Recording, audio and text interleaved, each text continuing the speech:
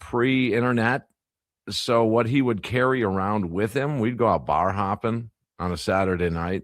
I think our big thing then was we'd grab a couple packs of baseball cards. Okay. And we'd gamble on picking players who we could pull out of those packs. Right. I mean, these pots would get up to 80, 90, $100. Who was the best at the end of the night? Oh, man. It would switch. I mean, it'd switch around, but he would carry this. He called it his sports binder. All right, that sounds like a nerd thing, yeah. When you say Nerd City, that sounds like a nerd thing. That's right up there when I think about nerd stuff. And it was like a little Urkel walking around, sports Urkel. Of course. And God bless him. We all love him. We know that, you guys and us as well. But it would be a little leather, like it had a football on it, a leather binder, and it'd open up, trifold open up. And boy, when it came to talking sports at the bar, oh, he would open up shop. Mm-hmm. It would be, sporting news newspapers. It would just be news and typed out, printed out things. It was phones were really a revelation for him, weren't they? Oh my God! He got to keep everything in his nerd binder on his phone. Then that was his internet.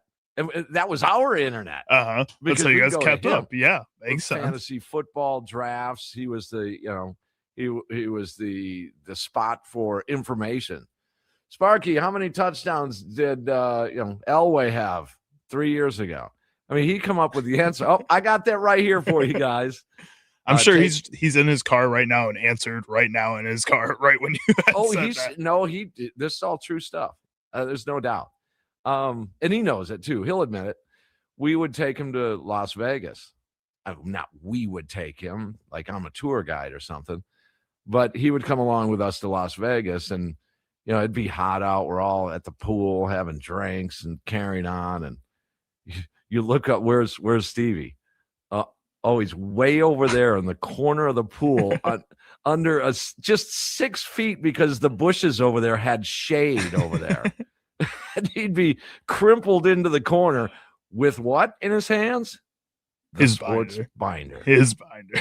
Yeah. And finally, just another piece of insight on Steve Sparky Pfeiffer. He would we'd play blackjack. And so we were at the old Stardust. Okay. And his deal at blackjack, and again, you got to remember, he's not a big dude, and at that time, even a smaller dude. Okay. Looked really young and innocent. Right. And he started, for whatever reason, he got this thing. Those of you that play blackjack can kind of relate to this. He would double down on all 12s. All right. And we're like, dude, you don't want to do that. You don't want to double down on a 12. He could not lose. Doubling down on 12s. I'm telling you, it's the anomaly of the anomalies in blackjack. So now do you double down on 12s too? Or do you you still ignore? No way. So he goes on quite the run at the Stardust before the pit boss. And look, we're not gambling a ton of money at that time. Probably $5-10 a hand. And finally the pit boss came over and said, hey, you can't be doing this. They thought he was cheating. That's crazy. Yeah. Well, because nobody doubles down on 12. Yeah, but if it's working, it's working. Like I feel like that's a moral rule for anybody in a situation like that. I agree with you. And then one final thought here. We're over at the old Riviera right across the street, and we're playing craps. And Stevie's got the dice. Sparky's got the dice, and he is on a heater. He's rolling. I don't know if you play craps, Charlie, but longer you hold the dice, the more the table makes. Okay. Not just the player, but the table. And we are erupting because this kid, Sparky, is constantly hitting his numbers, and just on and on. Finally, pit boss again had to come over and say, hey, you're not throwing the dice right. This is after, like, I would say he was holding the dice for a good 8, 9, 10 minutes. That's a long time to hold those dice. Okay. To keep them before you crap out. and where he was throwing them in this little arc that, and you have to hit the back wall when you play craps. He was throwing them at this little arc, and it was working. He was hitting the hard numbers. We're all hitting 6/8s. We're all betting hard 6/8s, and he's 33 and 44. And finally, the pit boss came over and said, "You gotta lower the throw. You got to change your arc." Should have said something to him in the first place. Why did they let him play that long if it was a problem in the first place? It's just a cooler stepped in. Yeah, the pit boss, they didn't want him. They wanted to spoil the role that he was on. Oh, that's crazy. So little quirks from Sports Binder Sparky. Good to know. What Tim and Tommy call him, the glitch. The glitch. I don't know why. I don't even know where that derived from. So there you go. But we're in for Sparky today. Hopefully you're having a good Friday. Looks like the weather's going to break here a little bit. And Mother Nature just reached over and just flipped that thermostat up a little bit for us. Oh, it's so nice out. And it is great. I was driving in, windows down. It was very nice today. A little windy, but we'll take the better weather tomorrow. Looks beautiful in the southern portion of the state. And then rain next week. Just a little heads up. Rain in the forecast Monday and Tuesday in Chicago when the Brewers get to Wrigley Field. Of course. I wonder what kind of nonsense is going to be thrown around there, Charlie. They'll just play the games back up in Milwaukee then, right? If it starts raining, they should just do that. It's just Wrigley North then, right? Well, I don't know about that. I think I'd rather play in AmFam South. All right, fair enough. But yeah, you always wonder where the Brewers, if there's a rain out, when the Brewers would have to make that game up. And chances are, with the Brewers' luck the last couple of years on makeup days, it's right in the middle of a no off day run. Mm-hmm. Just like that Cardinal. Yeah, I was going to say this year they got the 5 games in a row against the Cardinals later on in the year. That's crazy. I feel like they could have played it right away the next day. It's strange that they didn't. And then to put it on that series where it's a 4-game series when you got a couple more later on in the year, that's just weird to me. We are going to talk to, from the Brewers Radio Network, Lane Grindle, our buddy. He was on with us on our spring training live shows out in Arizona. So we're going to catch up with Lane here as the Brewers, they get the win yesterday, 7-1. And those of you following along at home, you know that, the Brewers still trying to feel themselves out a little bit despite a 10 out of 14 run that they're on right now. And winning 5 of 6 on the homestand, I still think to some degree, Brewer fans are still trying to identify this team a little bit. But they certainly, in the last couple of weeks, Charlie, they look more like they did last year. It almost looks like the same type of style as last year, at least the last couple of weeks. Well, you've been able to get some kind of consistent power out of this team. I think there was a period of 2 weeks there. You were just in that drought where it felt like not only could you not hit home runs, but just extra base hits were hard to come by. And lately, I feel like you've seen some of these guys that you typically know to get those extra base hits or even just get more on base consistently, like a Sal Frelick is starting to get going a little bit and always finds the gaps. When you have those guys going, the William Contreras is doing what he's doing, and then just having Andrew Vaughn in the lineup, having Christian Yelich, even though he's already back out of the lineup with the back soreness, you have those pieces that just make you feel so much more confident. And then, yes, gets you back to the identity that you had last season as a team. I think I would still like to see a little bit more power added into that lineup, but at the same time, I'm more comfortable. I feel at ease more so than I did earlier in the season. Definitely. But I still think it's a little. There's always this. Remember last year at this time, we were wondering too. Where's the identity? What are the Brewers going to be? Is this kind of the year they take a little bit of a step back and maybe just like any other player could have a little challenging of a season and then he'll pick it back up next year. I mean, it happens. But now all of a sudden, just like last year, right around this time, it just start to identify themselves. And I'm wondering from Brewer fans, if where they're pointing to as to who they've been impressed with and what they've been impressed with, or who needs to pick it up a little bit or what needs to pick up a little bit. An example of that would be the bullpen. The back end is I'm still okay with the 1-2 punch back there, McGill and Uribe, despite Uribe the other night. I'm still okay with the back end of that bullpen, but I will say that the bullpen as a whole has been hanging in there. And they still are one arm short of where I'd like them to be. I mean, I don't know. It's a winning combination, Ashby, McGill, and Uribe. It just is. Overall, those three guys collectively are pretty darn good. After that, I mean, who's that next guy? That guy that, if you got to go with 4 pitchers, you got to lead after 5, and it's a big game, and you've got a 2-run lead, and you got to go 6, 7, 8, and 9. What is that run? The 6th inning, 7th inning, 8th inning, and I know considering that Ashby only goes 1 in that scenario. What about Jared Koenig? Can he be that guy when he comes back into that bullpen? Who is the new Jared Koenig? Yes, maybe it is Jared Koenig. Maybe it is him, but I still think they're just that one arm from my safety zone. And the other thing we have to remember with the Milwaukee Brewers here the last decade or so, we have had a phenomenal back end of the bullpen over the course of those years. Been really lucky, like legendary back ends of the bullpens, guys that have had seasons that go down in record books. Absolutely, without a doubt. And they have been lucky in that regard that you might call it the construction of or the assembly of those names back there, whoever it might have been. But I mean, over the years, Charlie, as you know, Brewers fans, when they're winning, 4-2 after the 4th, 5th, 6th inning, we just never really worry about it. We haven't worried about that in years. Right now, there seems to be just a little discomfort.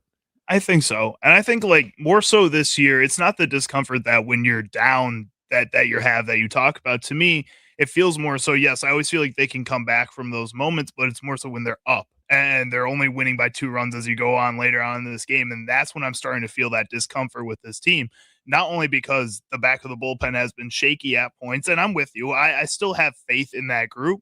I wouldn't say I have as much faith as I did going into the season at that point, but at the same time, I still have some hope that they'll figure it out and become more consistent as a unit.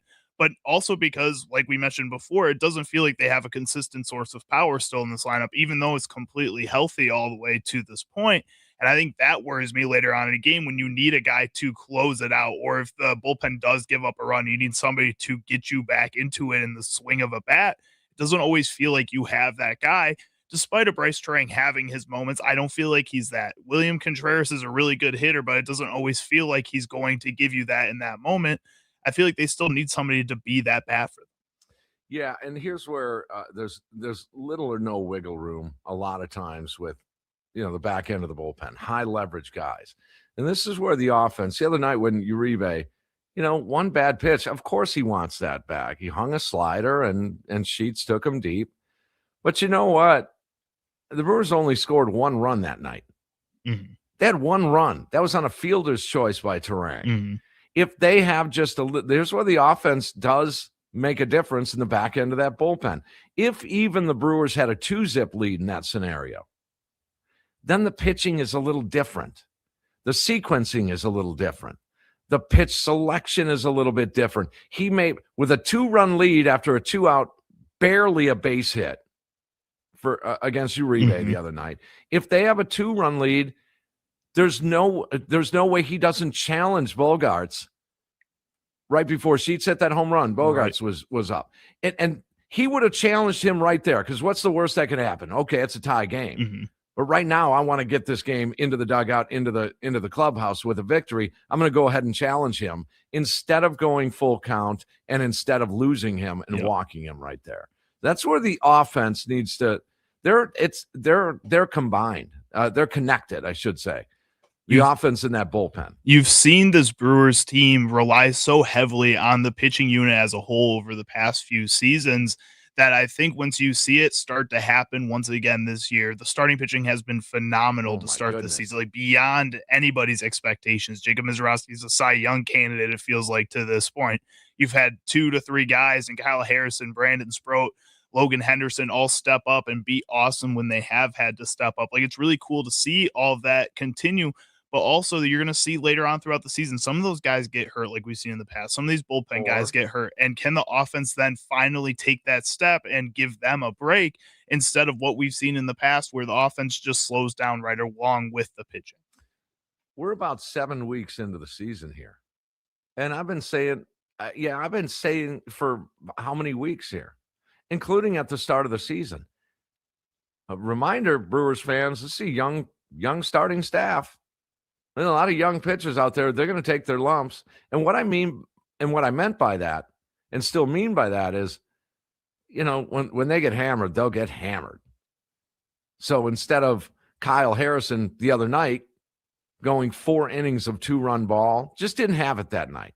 Mhm. If that's the worst a young pitcher does, I will take that, because I still thought that, a Sproat, a Harrison, even a Miz to a degree, when they had a rough night, there'd be 5 runs on the board and there'd be 3 1/3 innings in. That's just not happening right now with these guys. Right. That's the whole key to the success right now has been their starting pitching. It just has. I'd like to give credit to elsewhere around the diamond, and will to a degree. But the success so far through a 24-17 mark has been the starting pitching, and my goodness, they're young. That's crazy. It's the biggest surprise of the year for me. All right, we'll talk to from the Brewers Radio Network, Lane Grindle, on the other side here as we move along. There's Charlie Houston. My name is Tim Allen. We are in for Steve Sparky Pfeiffer today. Added a little insight on Sparky's personal life or his younger days. If you missed it, you can always check out the podcast here as well. Wisconsin Sports Daily. As we move along, a Friday edition live here in the Wisconsin Sports Radio Network studios, powered by the Potawatomi Sportsbook.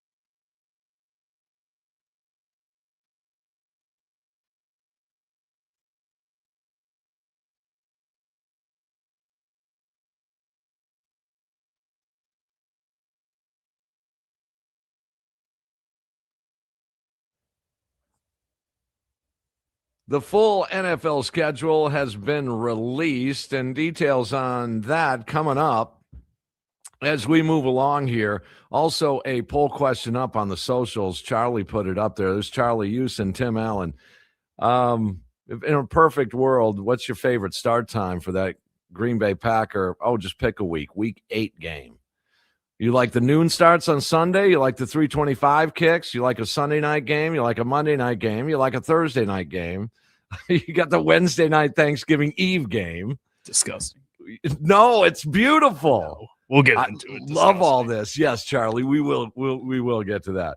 Let's hit the Gruber Law One Call That's All hotline as we welcome in to talk some Brewers baseball from the Brewers Radio Network. It's Lane Grindle. Or should I say Lane bye baseball Grindle? Can I vote? I think noon. I like the noon Sunday window. Am I in the minority on that, you think? Maybe not, because if you think back to heritage of Green Bay Packer fans, I mean, this back in the years, you didn't have a Sunday night game. You had a Monday night game. Thursday was a pipe dream. I think people get set in their ways. They might go to church, run some errands. Then you got Packer football, and then you get out and do some yard work or something. I love a noon Sunday kick. I think it's probably the old school in me that loves a noon Sunday kick. I don't like waiting around all day. I want to get it going. I want to be one of the first ones out of the gate. We'll talk about that coming up. And now Brewers on the hot plate here. As we're about 7 weeks in, Lane, and the Brewers looking like they're just starting to identify themselves a little bit. It's starting to look a lot like Christmas. No, I'm kidding. It's starting to look a lot like last year at about this time, where they just start finding themselves a little bit at a 24-17 mark, and just a beautiful, beautiful homestand, Lane. Yeah, it really was. I think if you would have been told going into that against the Yankees and Padres that they were going to go 5-1, you'd have been like, wow, really? Yeah. 2 first-place teams, 2 teams playing as well as those 2 teams were before that homestand began. Just really as good as you could have expected, and quite frankly, could have gone 6-0, as we know, in that homestand. So playing their best baseball right now. They're the healthiest they've been. I don't think it's a coincidence that those 2 things have lined up. And I think you got to have, like, when we look at the end of the season, Tim, and hopefully the Brewers are a 4th straight division title and getting ready for October baseball. But when we look back at everything that happened, I think what they did during this stretch without those bats and frankly some arms might be the most important stretch of baseball that they played, because they kept their head above water. They really played at a better clip than they did a year ago at this point. And they did it with a lot of fill-in pieces and just trying to manufacture some offense. I mean, it took a lot to squeeze this much out of the lemon, if you will, and I think they did a pretty good job with it all. Lane, so you talk about squeezing a lot out of the lemon there at the end. Joey Ortiz has his big moment in game 2, has a really phenomenal performance for this Milwaukee Brewers team. And in this last game, Luis Rengifo has a really great performance. You saw Sal Frelick have a clutch hit at a point where it drove in an RBI. Out of all those guys, which of those guys do you think that's most realistic for them to continue having success like that moving forward here, especially with a lineup that's completely healthy and tough decisions coming if they continue not to play well while the rest of the lineup is ready to go? Well, of those 3 guys, Sal's the guy that's going to be in there daily. Sal's the guy that I think has the most proven track record, certainly at the plate. He's a guy that's a big part of this thing. But the other 2, especially Joey, because what he gives you defensively, are a big part of this too. I thought for Rengifo, it was just a great sign to see him swing the bat like he did over the course of the homestand, and frankly, some big defensive plays from him too, especially yesterday, which was nice to see. But there's no question for the Brewers, when they get that kind of production from guys towards the bottom of their lineup, I mean, it's true for any team in baseball. When you're getting that kind of production from the bottom of your lineup, everything just kind of goes from there. And they did. They got good production from Joey the other night in game 1 of that Padres series. Great production from Rengifo really over the course of the homestand. And Sal's been kind of slowly starting to turn that corner a little bit. We're seeing him go the other way with the baseball a little bit more, which I think is a big part of his game. And so I think, good times are ahead, hopefully, for all of those guys. Rengifo didn't have a great year last year, but you look at his overall numbers over the course of his career. If he can get somewhere to that range, that'll be a big plus for the Brewers. Lane, we on my post game show, we do a segment called a rewind, and we'll go back to, we generally speaking always talk about wins. So if they didn't win on this year, let's say we rewound to, 2001. If they didn't win, well, we'll get as close to this date as we can to win. And we go over, Brewer names in the past. We ran into the other night a Billy McKinney name. Oh, wow. Yes. And the first thing I thought of was that catch against the Padres, ironically, that diving grab, just an amazing catch. But you, as a broadcaster, and I'm going to squeeze in some broadcast questions. Yeah. As a broadcaster, I mean, how much time do you invest in studying the heritage and history of this organization? A lot. Yeah. You absorb a lot. I mean, I've been here 11 years, so there's just so much natural stuff that you absorb by being around the organization. But it's funny when you said that name, that's the first thing I thought of was that catch in San Diego too. Immediately, yes. I thought of that because I was on the call for that moment, and I remember kind of losing my mind because it was just so out of literally left field that he made that catch. But I remember when I was going through the process of interviewing for this job, the big thing I did for the days leading up to my interviews was just dive into every piece of heritage and history on the Brewers I could come up with. And even that didn't do enough. But I remember after I got the job, then I read Rock's book. I read Tom Haudricourt's book. And those things were incredibly helpful to kind of get me up to speed where I at least had a base underneath of me to understand these things. But did I appreciate Bill Hall's home run in 2006 on Mother's Day like I should? No. Do I now? Yeah, because I've interviewed him and Virgie at the same time and talked about it. I mean, you have all these experiences over the course of your time with the organization that it just kind of becomes a part of you naturally. And you develop relationships with guys like Jeff Cirillo. And I mean, it's such a beautiful thing. And the Brewers do a great job, I think, of making this a family event, even for the alumni. And so the longer you're here, just the more that you're kind of inundated with all of that and ingrained in all of that history and heritage. And it's beautiful. It really is. And I think part of that is that wall of honor and the walk of fame. I think to honor, even if it's a little blip in the grand scale, a CC Sabathia, it's still way worthy of this. I remember years ago standing in the Bradley Center years ago at a Bucks game, many, many years ago. And I'm like, well, where is the heritage of the Milwaukee Bucks around here? And I think I may have brought that up on a radio show a time or two. And when the Brewers came out with this wall of honor, it was that's just that means the Brewers are here to stay. Lane, let me ask you this, and I think this is near and dear to your heart, and I went through it too, and I think it'll help out some other folks. You have to work while your son and your kids are playing some baseball or some basketball, or soccer, whatever they might be into. I mean, I went through it too, having to do a grind, a baseball season grind, and my son going through the baseball roles of high school and college and all that. And you have to leave to go to work. I mean, thank goodness for Game Changer, right? Game Changer is the greatest thing that was ever invented for a sports dad. I mean, and I'm not getting paid to say that. That's just a totally authentic thing to say. I mean, it has saved me. And I feel like I still get to be a part of his games and his season. And we can still catch up over the phone and go through his ABs and talk about the play that he made or maybe didn't make in the fifth inning. And it's wonderful. It really is. And honestly, I mean, in sports, I mean, being the dad for a athlete is stressful and you're invested in it, but you want to make sure it's about them and not about yourself. And that's harder than it sounds sometimes because, you want it so badly for them that you have to take a step back and go, well, what do they need right now? Does he need me to be coach dad or does he just need me to be supportive dad? And the absence at times can be challenging, but he knows I'm watching. He knows I'm still there because of Game Changer.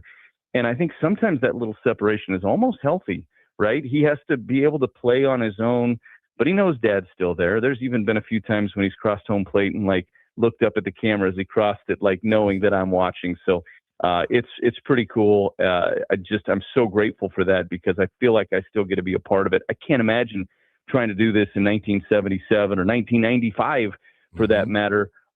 It's really a helpful thing. He's got tournaments all weekend, and I'll be tuned in as much as I can. Obviously, when the Brewers games start, I don't want to give the count in an at bat in a Hamilton Charger versus New Berlin Puma game accidentally because I'm looking over at that. So I kind of have to push the iPad off to the side during the Brewers games, but it's a lot of fun. Grindle with a 3-1. I'm sorry, it's Yelich with a 3-1 count. All right, real quickly here, what has surprised you the most about this Brewer season? For me, it has been the starting pitching. That is the reason they're where they're at right now, Lane, in my book. What about you? Yeah, I would agree. I think also their ability to generate offense without those bats is probably maybe underappreciated. It is. I think at times I have to remind myself, like, wow, they weren't hitting home runs. They were still finding ways to put pressure on the opponents and score. But I think I'm with you, Tim. I think it's the starting pitching because of the youth of these guys and because they've done it again. I mean, at some point we just should get used to this, but I'm glad we don't, and we appreciate it because it's really special how they keep finding and identifying the right guys to plug in and developing them and getting the most out of them. I mean, it was Quinn Priester last year. It's Kyle Harrison this year. The Brewers are getting the respect, I feel like, nationally that they deserve now with their ability to develop pitching. But it always starts with that. And they're going to play great defense. I think the biggest change here in the last 2 weeks has been the bullpen.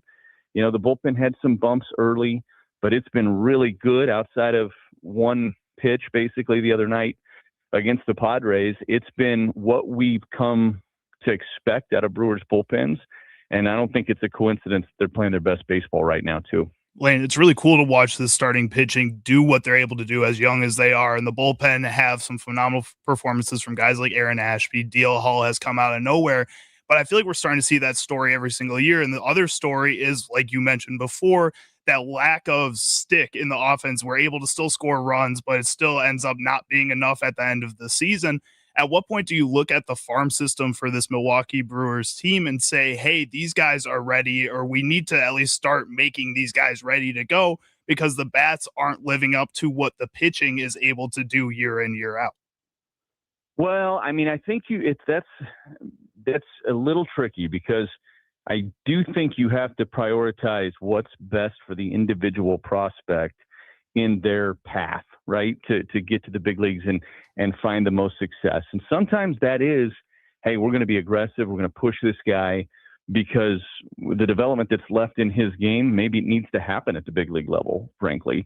So I think that's going to be tricky. Like, you have to look at what's in AAA and think that a Jet Williams is going to have a chance to impact this team at some point this season. Cooper Pratt, I think, is the name that's obviously everybody's going to talk about because of the extension. And if he can get going offensively, he may be a name too. But if you're talking about Madej and some of those other names, I think we're still a little ways away from something like that. That's my own opinion, but I think we're probably at least a year away from that kind of a conversation. So I think those would be the two bats, and Luis Lara, probably another bat that you would talk about that are guys that could be up here at some point this year and impact the Brewers offensively. But, it'll be interesting. I think right now they just have to lean into who they are. They have an identity, and they just have to keep stacking wins and put themselves in the best possible position they can. Okay. Are you getting used to the ABS now? A little bit. It's entertaining. I'm really entertained by some of the bad challenges. Like Freddie Fermin had a challenge yesterday that was like almost a foot out of the zone. I'm like, what happened? Like, how did he, but I think what we've learned is these umps are pretty good. I mean, most of their misses are so minuscule. It's really hard for the player to know. And I'm kind of entertained by the hitter challenge because I would say, like, I bet 50% of the hitter challenges are kind of emotional challenges. And I think that's a skill unto itself for these guys to be able to take a deep breath and not get overly emotional on a big call like that if they don't know for sure. I think there's some theater there, and I'm misreading your delivery, but I think on another Gary Sanchez challenge, I think your eyes dart right to Pat Murphy, and internally you're going, "Uh-oh." Am I reading that right? Um, I I can't say that I don't do that sometimes. Yes, I always love to get Murph's reaction to everything. I mean, Murph is a gem, and he is full of one-liners, as you know as well as anybody, Tim. And he's always got fun and interesting things to say. And I think for everybody, this ABS thing was stressful because it's not as simple as just, okay, you got 2 challenges a game. There had to be some semblance of a plan on when do we use them, when's the right time to challenge, how big of a miss do you have to feel like it. There's a lot more that goes into that because they are crucial, and you want to try to keep them till later. So if you challenge early, you want to make sure that you're right. And as we've seen, it's not always that way for anybody. And so I'm sure it's a point of heartburn at times for the manager and everybody else when they're down a challenge early or down both challenges by the 4th or 5th inning. That's not what anybody wants to be in, but it's new. So I also think there is a little bit of grace given. I think by the second half of the season, these clubs are going to hope and expect a little bit of improvement from some of these guys on these challenges.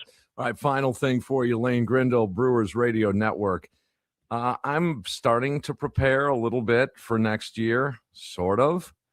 We may be out of a little bit of work. I just read USA Today. Might get to this in news and notes coming up here, but USA Today said they started the negotiations. I've had a problem with that for now half a year. Why aren't you talking then or now or whatever? Do you think, if you had to guess now, is there going to be baseball next year? I feel really confident there will be baseball next year. Absolutely. Will it be disrupted? Will it be a late start? I don't know the answer to that. I know this will shock you. I'm not going to be in the room when they do these negotiations. And it's probably a good thing I'm not, because I wouldn't be myself. Me too. Yes. Yeah. And right. They met this week. They kind of exchanged ideas. I think there's going to be a decent amount of that leading up to December, but I don't think until you get probably past December at least will there be major movement on this. If there is, I'd love to be pleasantly surprised. Yeah. But I think sense of urgency is always the biggest motivator in negotiations. So I would expect this to go slow for a while here. But it's a big round of negotiations, not just because we want to make sure we have baseball next year, and everybody wants baseball next year. And they want baseball for 162 games and to start opening day on time. I mean, that should be the hope and the goal for everybody. But I think there's a lot of interesting things that can come out of this. You may be down the ticket beyond just getting the CBA done. That will be important. I think you get past this CBA, the commissioner's been pretty vocal about expansion being on the docket. I mean, there's just a lot of things that are going to be in play here over the next couple of years. So if we can get this thing done, man, it's an exciting time for baseball. Part of the one of the biggest, if not the biggest, affiliate groups in Major League Baseball from the Brewers Radio Network, Lane Grindle. I appreciate the extended interview here, Lane, and we'll be listening. I love it. Thanks a lot. Tim, I always appreciate it. Thanks, pal. Okay, there he is, Lane Grindle, on the guest hotline powered by Gruber Law. One call, that's all. Always fun to catch up with Lane. Bye-bye baseball. Grindle on the call tonight, Brewers and Twins. Take a break. More Brewers on the other side. We'll get to the NFL schedule and Green Bay Packers as we move along here. Wisconsin Sports Daily, live in the Wisconsin Sports Radio Network studios, powered by the Potawatomi Sportsbook.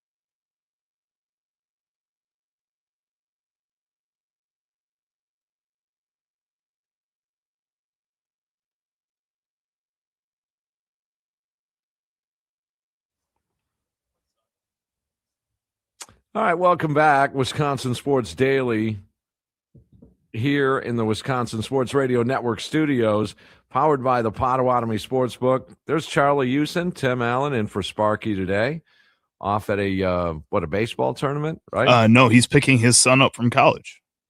Okay. So he's making a trek all the way up to La Crosse. Okay. And he All was right. still doing work all the way up to La Crosse, too. He's calling me booking guests for next week. Of course. Yeah, of course. I don't think that man ever doesn't work. And then he's going to be filling in for me tomorrow, so we sort of flip-flopped. And then he's filling in for Tommy on Sunday. Sunday, yes. So he's getting his hours back because he doesn't want to stay away from this place. He can't. He can't. No, not at all. Hey, we put up there a little bit of a poll question. Green Bay Packer schedule. I'm sure you've heard. We'll go over the schedule after the break here. We'll go over some NFL schedule tidbits. But I mean, do you like the Sunday noon starts? Do you like the Sunday 3:25 starts? Do you like Sunday night football? 7:15, I think they're at 7:20 range. Yeah. Is that where they're at now? Around there, 7:25. I think some of them started. I just called it prime time. Okay, that's Sunday including night. Monday, Thursday night too. Those are prime time. Or do you like the Monday night game? You like when the Pack plays on a Monday night? You like when they play on a Thursday night? That's probably my least favorite. I think it's everybody's. I think it's the NFL's least favorite. The way they schedule, like who plays on those games. Usually, it's one of those matchups where you're like, yeah, most people don't care about this, and they don't care if people are going to watch it. Cleveland and Jacksonville on a Thursday night. I'm just throwing those two teams out there. It was better when they had they were doing like specialty little things for Thursday night. So they were doing the Color Rush uniforms, and then they were doing the specialty broadcasts with like Nickelodeon and stuff. Like you got to do more of that stuff, I guess, to get people interested in a Thursday night game, which is kind of sad. It is, but it still is a game though, and I'll take that just to prime the pump for the week. It is of NFL games. So I that's probably my least favorite, but I don't want them to get rid of it. I like it better than a Wednesday night game. I think those are the stupidest things on the face of the earth. Well, so what do you as a Packer fan think about? What would be your favorite start time every week for the Packers? I've always asked the question, how much beer is consumed on a Packer night game in the state of Wisconsin? I would imagine quite a bit. Record numbers every single time, I feel. Yes, but take that poll question. It's on the socials, right? Yep. We got it on Twitter and on Facebook. Okay. Take that, and then we'll go over some of your responses. Tell us why, too, on the Nicolay Law Talking text line. You can chime in there and participate. 414-677-1250. As the Packers, what do they have, 5 night games? Yeah, 5 night games and 7 overall like prime time games, I'm pretty sure. Prime timers, yeah, which 2 would include 325 Spotlight, I guess you could call it. But, and any of those holiday games, stuff like that, yeah. Wow. Well, for the first time in a little bit, they're not playing on Thanksgiving. They're playing the night before. And then they get punished and say you get to play on Christmas because you're not playing on Thanksgiving. Then on Christmas, but no international game. That's true. No international game, I guess. And the Bears are playing on Thanksgiving and Christmas, so they're not there. Yeah, no doubt. All right, we'll take a break and get into it on the other side. But yeah, check that out, the poll question. It's Wisconsin Sports Daily here in the Wisconsin Sports Radio Network studios, powered by the Potawatomi Sportsbook.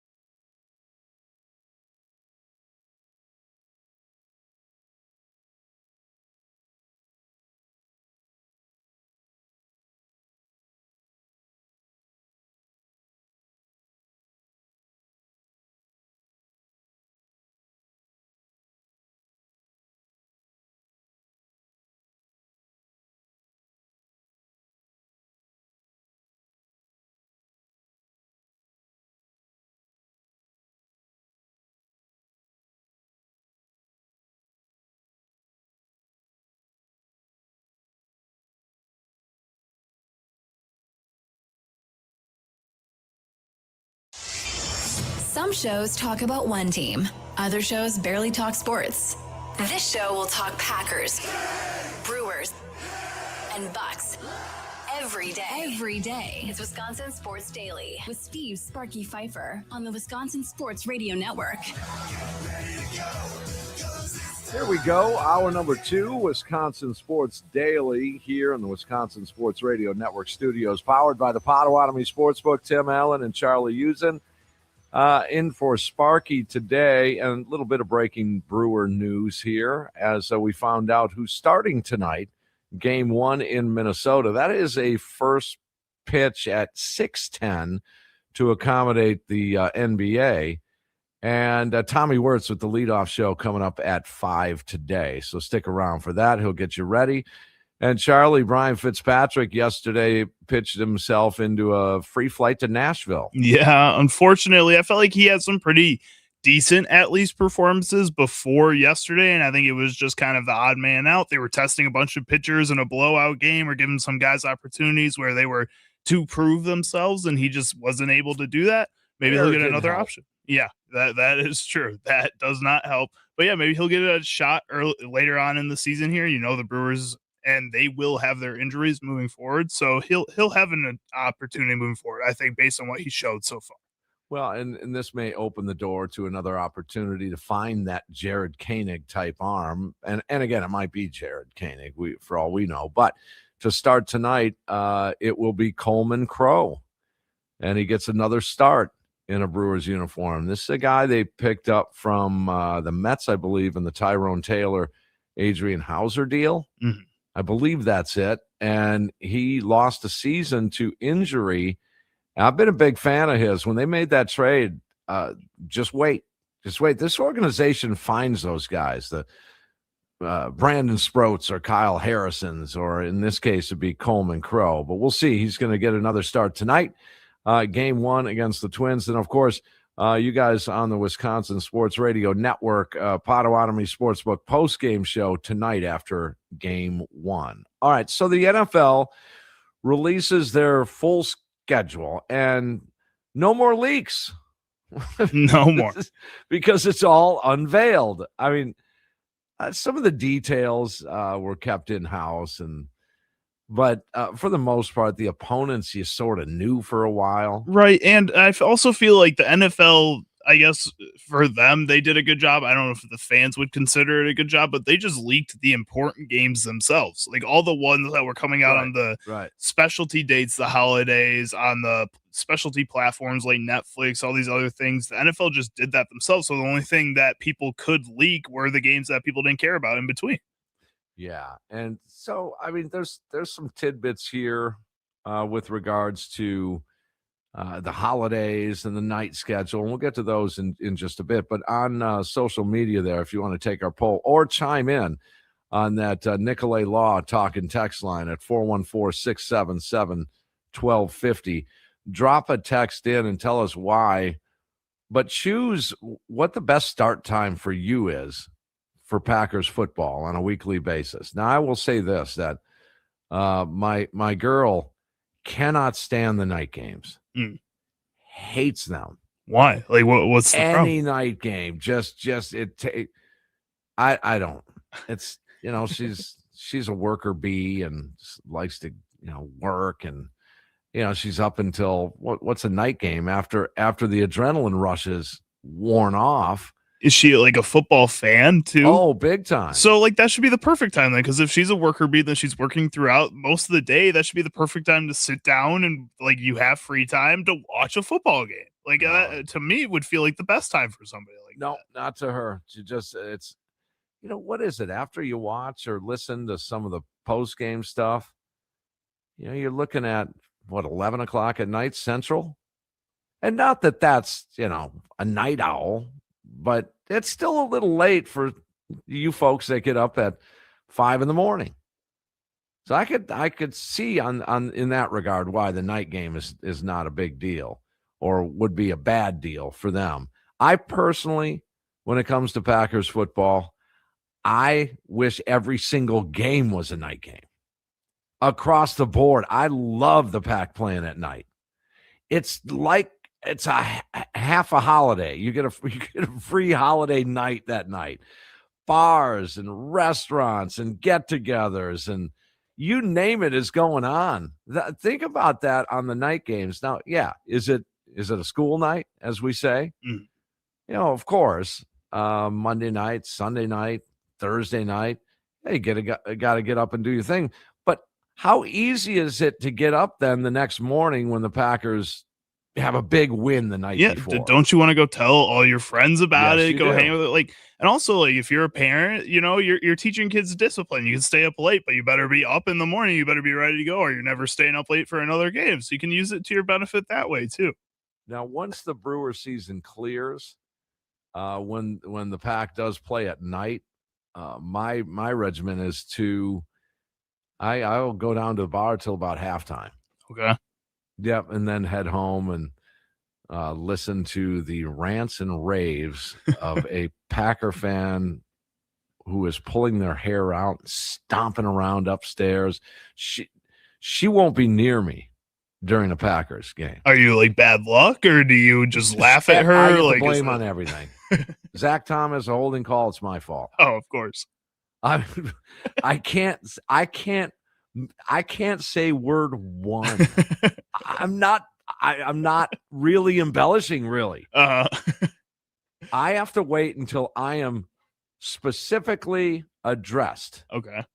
to answer a football question. So, and then, do you still get yelled at for answering the football question too after that? I want to refrain, but I got to answer the question. You have to. And good gosh, if the Pack, if they're down, 14-3 at half, if I just simply say, this is no knock on her, this is just the reality of it. Mm-hmm.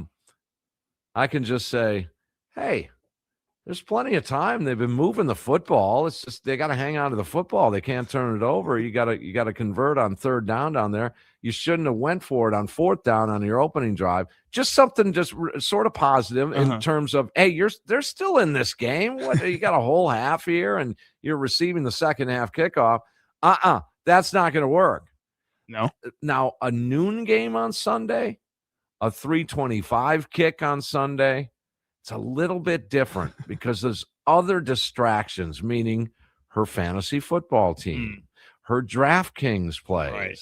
All of that comes into play with her, so it distracts. You can be mad at other things. Other things, yes. Yeah. The isolated focus on the Packers is somewhat distracted. I see. And so, I know a lot of people are like that, man. They're in their zone when it comes to Packers football. And it seems to me that night games are a culprit of that because there's no other distractions. It is just this.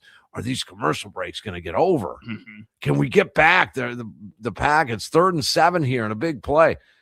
So night games, I love them. I'm just wondering how other Packer fans are taking in the fact that they seem to be over the years, I think, playing more night games. Doesn't it seem that way? If not, it seems that way. I just feel like there's more. It feels like there's more rivalry contests within the NFC North over the past few years, where all 4 teams have at least been semi-competitive. I know the Bears are taking a faster jump over the past year and a half than maybe the other teams have built up over the past few years. I think that just results in the NFL wanting to kind of put that type of matchup on the main stage. Let's head on over to the Nicolay Law Talk and text line. I got my guy Marshall in Whitefish Bay there. Marshall, when's your favorite time to watch a Packers game, my man? Hello, guys. Good afternoon. Been outside in the nice weather, working pretty hard today. Just got Nice. out of the park, looking forward to the weekend now. So this is a good topic here. I just wish they would not make such a to-do about something that's, we don't even know what's going to happen months from now, but that's the way the NFL does things now today. But I'm kind of on the extremes, guys. I miss the day games a bit. I go back to my UNC days back before Kenan Stadium down there had lights like Wrigley Field. Yes, there was a time when that was true. You could set your watch for noon kickoff every football Saturday. It used to be kind of like that here in Wisconsin when I got back in the late 80s into the 90s. But the flip side is the Packers weren't very good much of that time. So given that we're good now, I'm okay with night games. I'm not real keen about 325. I get, folks, it gets into the dinner hour and everything and all of that. I'm not real fond of that. So, if we're going to go the other extreme, let's play the night games. That's the way it is. They want fannies in the seats, eyeballs on the screens. And, let's just revel in it because we're good. And as I've said for many years, driven Cowboy fans crazy. They're the alleged America's team. The Green Bay Packers are the real America's team, folks.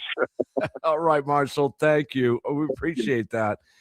There also is something to be said about those noon kicks in the fall.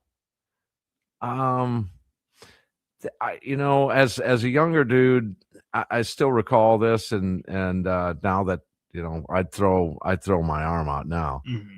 But the leaves down, you're crackling through the leaves, and it's 10:30, 11 o'clock in the morning, and the Packers like a noon kick, and you're out throwing a football around before lunch, and there's something to be said about that too. Brisk weather, not cold, but just a little on the chilly sweatshirt weather. Well, it feels like football weather. When I was playing in youth football, like you're talking about, or high school football, that was always the best time to play when you had that little bit of a breeze. The trees were turning that red orange. And then I think you just think about the grand scheme of football and college football. That's the best time to watch college football, in my opinion. Not even just NFL football, but around that time when it's fall, you're seeing the leaves come down. You're seeing all these teams just get ready to go. And I think that transitions a little bit to the NFL, but it just feels like you're getting ready to rev up for the season, and it's the best time. Well, the 325s now, I think is, there's a lot of times, and I've always wondered why I know why they do it, but I don't like it. There's only about 2 or 3 or 4 games typically in the late afternoon window. Mm-hmm. Occasionally they split it up right, but why isn't it 6 games on the noon slate, another 6 on the 3 slate?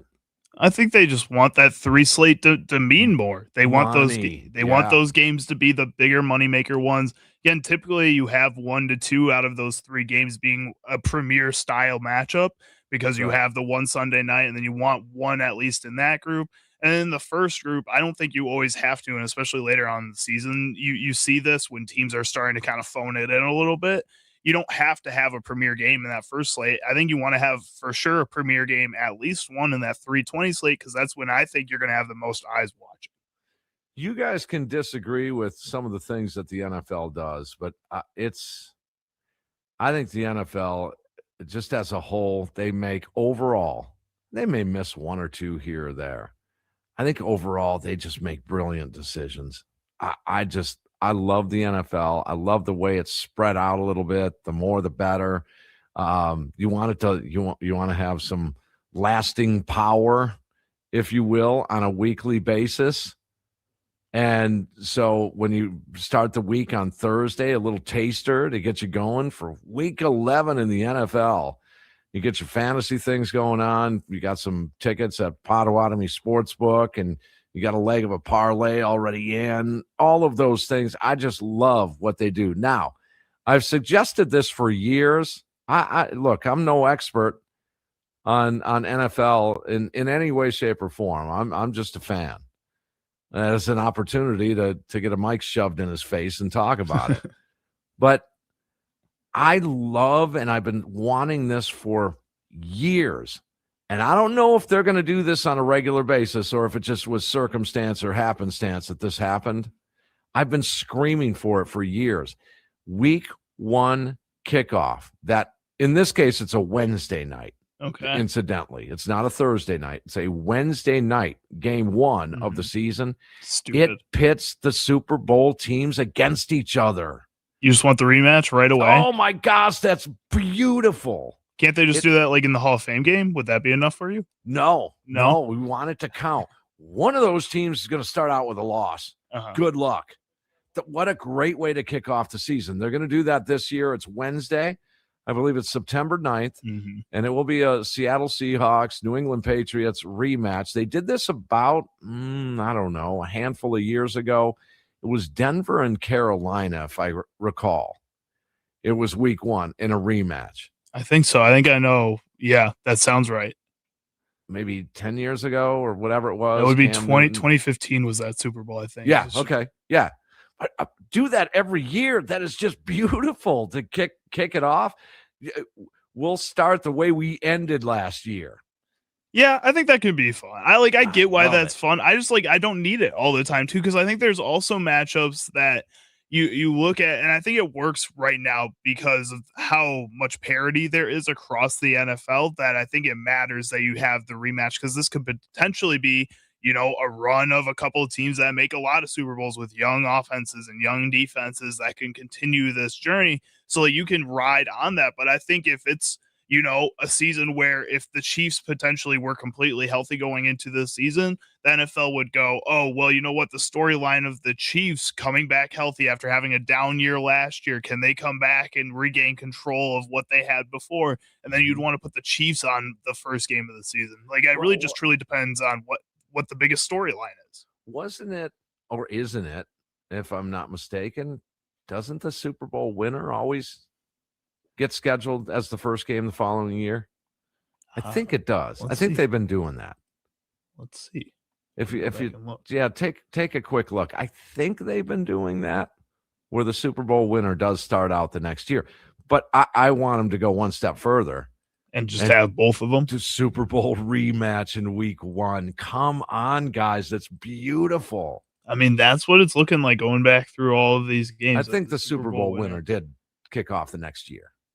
Well, I'm pretty sure. And again, I just don't think it has to be the full rematch, though. I think you can have a bigger storyline of a team. If they overtake what the matchup is, you have to have that next year, I think.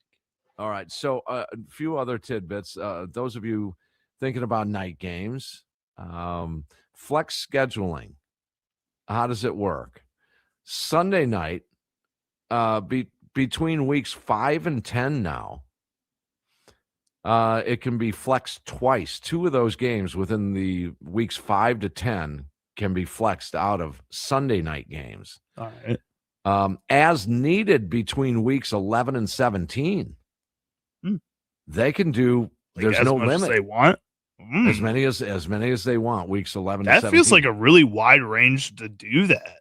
I guess that makes sense because, again, you want the best games possible and the best time slots. But at the same time, that's 7 weeks of football that you could be adjusting throughout the end of the season. What's the point of releasing schedules at the beginning of the year if you can just reset it? Well, and what they've said with this flex scheduling, what the NFL has said, in effect, is we don't care about your travel plans, folks. We don't care that you have purchased a trip, tickets, tours, a package, flights, hotels, the whole 9 yards. We don't care. You're just going to have to change them, because a lot of times you will book your trip based on the day and time of the game. And when you're flexed out, that does impact you. But the bigger impact, as we all know, is the TV viewership. Mm-hmm. So we want to see a better game in week 12. We're not one of the 79,000 headed to SoFi. And if the Rams suck, we don't want to see them in week 16. Right. We want a matchup that's going to mean something. I say the Rams because I hope they do stink this year. I don't think so. I don't think they will either. I don't think they're going to. They're a pretty well-run organization. So that's how the Sunday night is flexed. Monday night football, weeks 12 to 17, without limitations, can be flexed on Monday night football. Again, that just feels like way too big of a range and way too much freedom to just be throwing that stuff around. Well, why come out with schedule? Just release the schedules week 1 through 11, and then say 11 through 18 is just fair game. We're gonna figure it out as we go. We'll assign it. That's not bad. I hadn't thought of that. I think they can make that work. Do you want to head back to the Nicolay Law Talk and Text line? Sure. All right, Ram on the north side. You are on Wisconsin Sports Daily with Tim and myself, Charlie Houston. What do you got? Hey, what's going on, Tim? What's happening? Hey, I'll say this about the football piece. It seems, you remember when the sports bars were really, really super popular?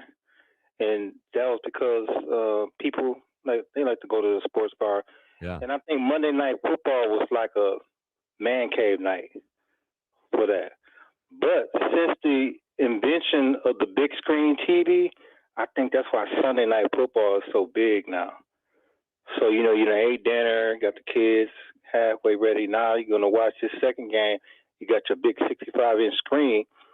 And now it seems like they have better marquee games on Sunday night than Monday night. Yeah. That's what it seems like to me, Tim. Right. Now, this Thursday thing is still new because the fan base is not with the streaming. So the NFL got smart. They picked up a contract for that part. But you all know, Charlie, you play football. The way football culture goes is high school football, Friday. Saturday, college. And Sunday after church is NFL. That's just what it is, and it's going to be like that for a long time. The Packers really haven't had a lot of noon. I would say the Packers have probably went almost 2 decades without having really many 12 o'clock starts because they've been a contender, and because our quarterback play. I mean, it's been a minute. I'm like you, Tim. I remember when I was in high school, back in the Lynn Dickey years, going back that far, they were playing at noon all the time. Every week. Oh, every week. And we would just hope to be 6-10 and beat the Bears at least one time. But when Walter Payton was there, that wasn't even happening. No, I think the man cave thing. The man cave thing is a pretty important point here. I would agree with you. Now, over the years and even now, like I said, when the Packers play at night, I'll go to the bar till halftime and then come back. But when it's a normal Monday night game, say it's the Rams and pick a team, Giants. Right. If it's a Monday or Thursday night, I will still go to the bar. But at that point, I don't want the jukebox cranked up. I want like 3 other guys, and there's 3 old men down at the end of the bar, and my buddy and I at the other end, and the sound on the TV, and that's just chilled out, a Monday night or a Thursday night game. Right. Speaking of which, Thursday night, just to finish that up, the flex rules on Thursday night, NFL has said that between weeks 13 and 17, only 2 of those games can be flexed. Why wouldn't you see now we're adhering to that schedule that Charlie, you alluded to. The Thursday night schedule has been horrible over the years, I will admit, but wagering and fantasy, I think, changes the landscape for Thursday night games. I think so. And I think that's their biggest draw again so far, and why they've been, pushing to have as many games on as many nights as possible is constantly to have, I think, that daily fantasy market going as much as they can, because they know they benefit off of that on these games where maybe you wouldn't have as much interest in them on a Sunday morning if it was at noon and it's overshadowed by 3 other matchups on that day at that same exact time. You can throw it on a Wednesday night. You can throw it on a Thursday night and say, hey, watch it here because it's prime time. Now you can get the people to still that maybe aren't as big of fans of those teams, but want to throw a bet down on a Wednesday night, want to go on their daily fantasy lineups on a Thursday night. They can go and do that now. Yeah, the sports bars, Rams, you're right. They used to be a lot bigger than they are now, I think. I think so. I think there's just so many different kinds of bars. I think that's the biggest deal is like there's not just a sports bar anymore. You have the breweries that also have the game going at the same time. You have the dive bars that maybe are having the game on, but they're not serving food. They're not doing all these other things. You have these pubs that are doing a little bit both. Like it just feels like there's such a broad market of people where people can go wherever they want to, that you're not all just going to the one sports bar, the one TGI Fridays, the one Champs. Now you have 3 different versions of Champs that adhere to 3 different groups of people.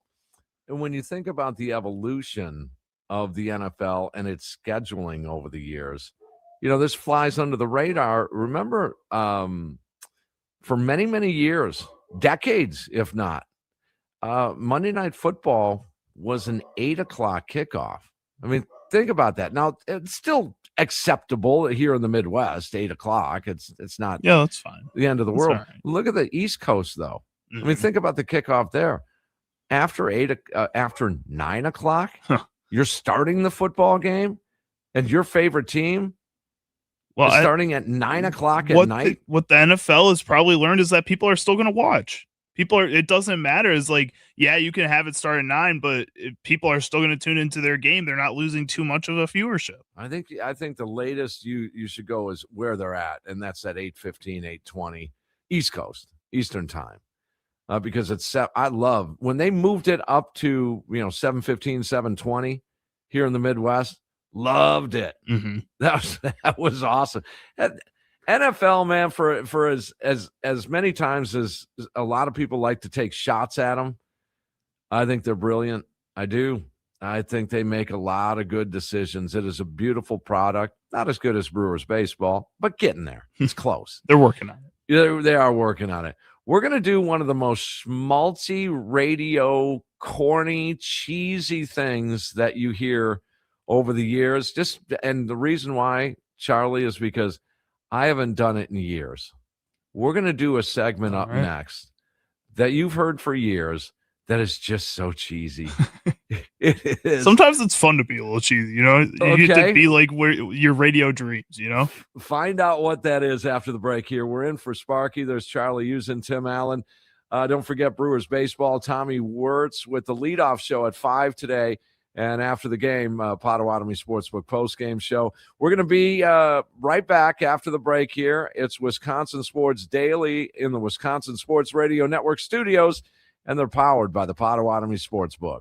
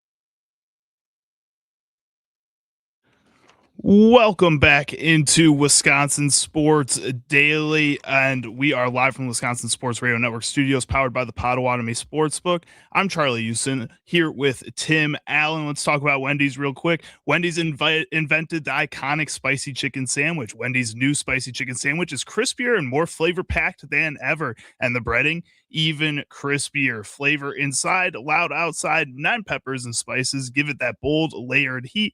Wendy's spicy chicken. Order in the Wendy's app today. Sounds Tim, good. I could go for that, man. Yeah, sounds good right about now. Okay, we're in for Sparky today. Did you see the tweet from McKelvey there? It was regarding Christian Yelich. I did not. Did I misread that? What did it say? Let me go check. So no roster move, so they're considering it day to day. Oh, no.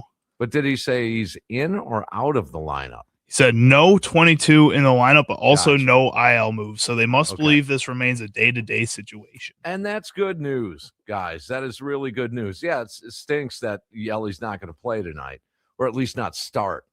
Did you tonight. want to hear the lineup, Tim? I could read Let's do it. All right, so starting in left field and leading off, Jackson Churio batting 0 for 5 yesterday with 4 Ks. I'm okay. I'm okay. All Sparky right. was a little scared because he's anxious, and that's the way he started the past few years. He keeps going for those pitches that are just way outside the zone. Mhm. But I also said and reminded him that Julio Rodriguez starts the same way for Seattle every single year. He does the same exact things that Jackson Churio is doing. People always worry about him. By the end of the year, Julio Rodriguez is an MVP candidate. So I'm okay. I'm all right. Batting second at second base, Bryce Terang. Batting third, catching, William Contreras. Batting fourth at first base, Jake Bowers. In center field, batting fifth, Garrett Mitchell. Batting sixth at DH, Andrew Vaughn. In right field, batting seventh, Sal Frelick. Batting eighth, Luis Rengifo at third base. And not in the lineup is Joey Ortiz, but at shortstop, batting ninth, David Hamilton. Look at your 6, 7, 8 hitters. This is why this offense is going to be good. 6, 7, 8. Vaughn, Frelick, and Rengifo. Are you still sold on like Frelick and Rengifo? Like, I know they've like had their Absolutely. moments. I'm just, Yep. I guess I'm not fully in on those guys still either. Yeah, not even worried about it. All right. Not even worried about it. You can see, as Lane Grindle said last hour, Sal, you can tell, is turning a little bit of a corner. And Rengifo is not as bad as that start would indicate. He's just not. I'm not saying he's great, but we'll see. Okay, so the NFL, all right, we this bit has been done over the years forever. And I think probably 20 years ago in sports talk, it might have been a thing. We're going to do it anyway, just to do it, because I haven't done it in a million years. And that is go over that state's or city's NFL team schedule week by week and pick a win or a loss, and we'll indicate what record they're at the end of the year. I think it's Okay. worthwhile still, though. And then you get to look back on it later on in the year, and then you get to say, Okay. wow, I was so wrong, or wow, I'm Nostradamus, and I nailed it, dude. Just schmaltzy and cheesy radio. Let's do it. Week 1, Green Bay Packers. They are taking on the Minnesota Vikings week 1 in Minnesota. You get Is a it divisional Kyler game. Murray? It's probably going to be Kyler Murray. I don't see a world where JJ McCarthy is beating anybody out for a starting job, let alone Kyler Murray. Okay, so we're going to give Green Bay a win right there. Yeah, right? I think that's a W to start off the Okay. season, but I would not be surprised if it's a loss too. I'm not counting Minnesota out at all in the NFC North still, especially if Kyler Murray is the starting quarterback. Well, you can't waver like that. You either pick I'm saying a or win. loss. I'm saying a Okay. win. I'm saying a win. 1-0. In week 2, they're taking on the New York Jets in New York. Again, I think it's another game where it's a pretty easy win in my book. By the way, if you're looking at the overall strength, the Packers, we'll get to that in a second here, but just a tidbit, easiest schedule according to whatever metrics they measure it by. The Detroit Lions have the easiest schedule in the NFL this year. And the Bears have the hardest. The Cardinals do. The Bears are the second hardest, Yeah. third hardest. Yeah. Yeah. But what did the Arizona Cardinals do to deserve that? I think they want a first overall pick, and I think the NFL is, trying to help them get that. They're trying to help Okay. them out. So Green Bay in New York against the Jets. Mhm. And that's a 2-0 start. All right, week 3, they're back home in Lambeau against the Atlanta Falcons, 7:15 Prime Video Thursday night game. Thursday night in week 3. Oh, man. I mean, this team is going to start out 3-0. I think so. I think I'm with you on that. Yes. You get a nice little confidence boost to start off the season without Micah Parsons. He's going to be That's out till true. about week 5 with the PUP designation. You got to corral Bijan Robinson, but outside, well, Drake London had a pretty good season too. Yeah, but I think if your offense can just at least match what their offense can do, their defense just is not up to par of what the Packers defense is, even without Micah. Yeah, that's right. So 3-0 for Green Bay. Look at this. In week 4, they're heading down to Florida to Tampa Bay to take on the Buccaneers. On the road against Tampa. Tampa can be dangerous. Hold on. Before I pick the winner or the loss on this one, who do they play in week 5? They play the Chicago Bears in week 5. So one of those two are going to be a loss. Because I just don't see them starting out 5-0. I hope they do. For the sake of Tim's domestic tranquility, I hope they do. All right. I'm going to say they lose in Tampa and win in Chicago. All right. I think I like that too.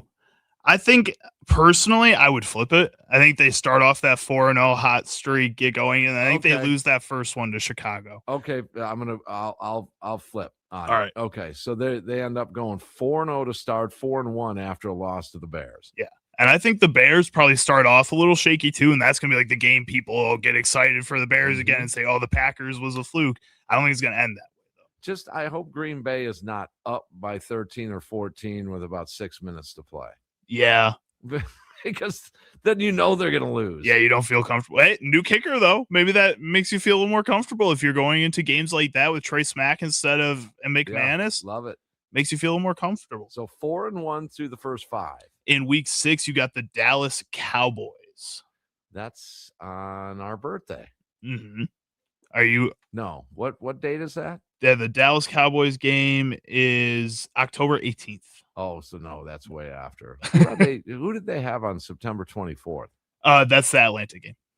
That is the Atlanta game. Okay. My girlfriend and I share the same birthday. Oh, nice. That makes it easy to remember. Birthday. Yeah, it does. The birthday night game. Okay, that's cool. All right. So then they get the Cowboys. What is that, a night game? That one is, yes, a 7:20. That's the Sunday night game. Ooh, a Sunday night game. And that would be what, week 6? Yep.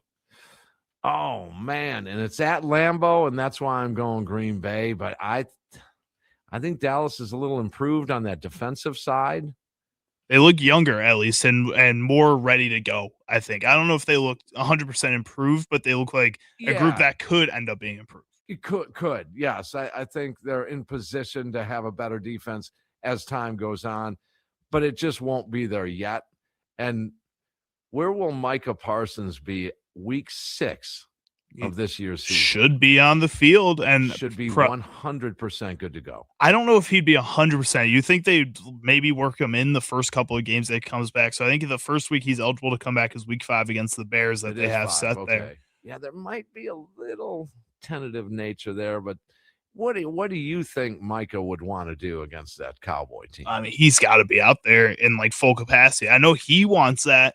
But, and I also know Matt LaFleur is pretty accustomed to letting the players do what they want to. I don't think that's a problem. If they say they're ready to go, he lets them go. Unlike Pat Murphy, who seems to be a little bit more cautious with some of these guys. I think when you look at the Packers, though, at the same time as, yes, Matt LaFleur is ready to let these guys go. Micah Parsons may want to go. You have to understand that this year, if you are at your best, if you're at your healthiest, you could be by far a Super Bowl contender in this league because how close the competition is to each other. And you need Micah Parsons later on in the season. I know this game means a lot, but you got to be careful. Back-to-back Bears and Cowboys? I think so. Yeah, back-to-back. Yeah, I'm gonna go Green Bay because they're at home. All right. If that game were in Dallas, I may flip on that, but that game is at Lambeau. So they start out 5-1. Start out 5-1. Then you got the Lions and Carolina. Lions away, Carolina at home. Oh boy. I'm gonna say loss to the Lions. All right. So 5-2, and then a win against the Panthers, 6-2 through the first 8.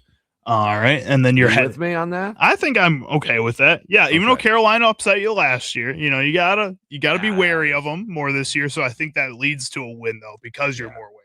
Yeah. All right, then you got New England at New England, and then Minnesota at home before the bye week. That's a tough little run right there. Mhm. Bears, Cowboys.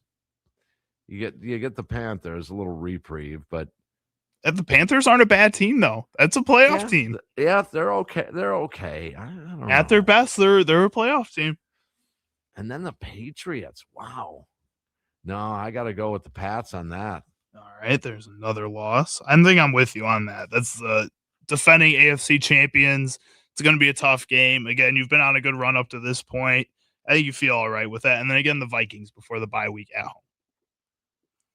You going to sweep the Vikings 2-0? Yeah. I I think so. You got to put them in their place. So I that think makes them what, 7-3 according to us? Yep, 7-3. Then you get the bye week, like I said, week 12, the Rams. Yeah, And that's that Netflix Thanksgiving Eve game. that's the Thanksgiving Eve out west too. Mhm. 7-4. 7-4 off the bye. That's still pretty good. Yeah, I think you can live with that. Then you got the Saints. You got a little reprieve, but that's in New Orleans, so maybe that 8-4. changes opinions. Then you have the Buffalo Bills at home, followed by the Miami Dolphins at home. Ooh, yeah, so 8-4. That's a big game, that Buffalo game. Mm-hmm. Wow. I mean, probably both those teams are going to be fighting for some kind of playoff placement at least at that point. I'm going to say that's the one of the losses at Lambeau. All right. 8-5. And then again, you have Miami at home after that. 9-5. All right. Chicago, then the second game, the matchup, that's the Christmas Day game. 10-5. All right. They're going to split with the Bears. All right. And then week 17, you got Houston. Ooh, dang. I think that's a win. I think Yeah. I'm pretty comfortable saying that's a win, especially if you're healthy. I don't think Houston ends the season as healthy as the Packers do, for sure. That, and we'll see what kind of season Stroud is going to have. He's been up and down a little bit as a younger quarterback. So 11-6, we got him. Yep. And then to close out the season against Detroit. Not sure what time yet, but that's going to be the home game against Detroit. Oh, we had them beating the Lions earlier or lost to the Lions? We had them losing to the Lions earlier. Okay, then that's a win. So we All right. got them 11-6. Start the season on a 4-game win streak and end the season on a 4-game win streak. But that middle portion, that's brutal. Actually, we have them at 12-5 with that. Do we have them 12? Mm-hmm. Okay, 12-5. Ooh, yeah. I mean, even one less, still a pretty good year. Yeah, I think so. I think I'm happy with that season for sure if you're Packers, and that probably wins you the division finally. I think people would be happy with that. And that ends the corniest bit in radio. I had fun with it. Again, it's like, living out the young radio dreams. You hear that some of the corny stuff. Sometimes the corny stuff's fun. It's like doing karaoke. It's just I haven't done this in so long, so I thought I'd give it a try today. And hopefully it informed people of what kind of schedule the Packers have. Although, that little device that you carry around, well, you can get stuff really quick on that. Real easy. Yeah. All right. So what do we have coming next, Charlie? All right. Next up is going to be Charlie's Sounds of the Day. We can probably get at least one sound in here if we break soon. Okay. We'll take a break and get some Charlie sounds on the other side. We are both in for Steve Sparky Pfeiffer today. It's Wisconsin Sports Daily. Charlie Usen, Tim Allen, live here on the Wisconsin Sports Radio Network studios, powered by the Potawatomi Sportsbook.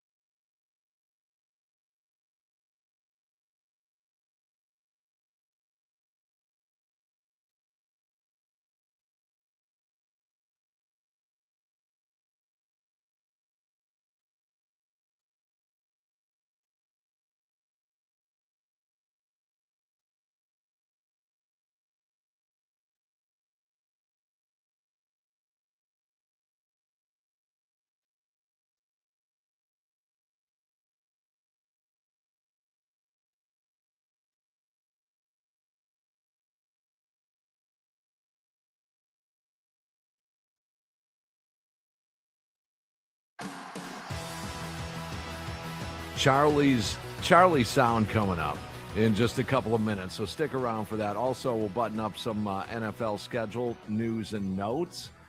Brewers, they're back in action tonight. That's so cool. 5-1 homestand. So get into that a little bit. And Potawatomi Sportsbook, Austin Urdina will join us as well. Stick around. Wisconsin Sports Daily in the Wisconsin Sports Radio Network studios, powered by the Potawatomi Sportsbook.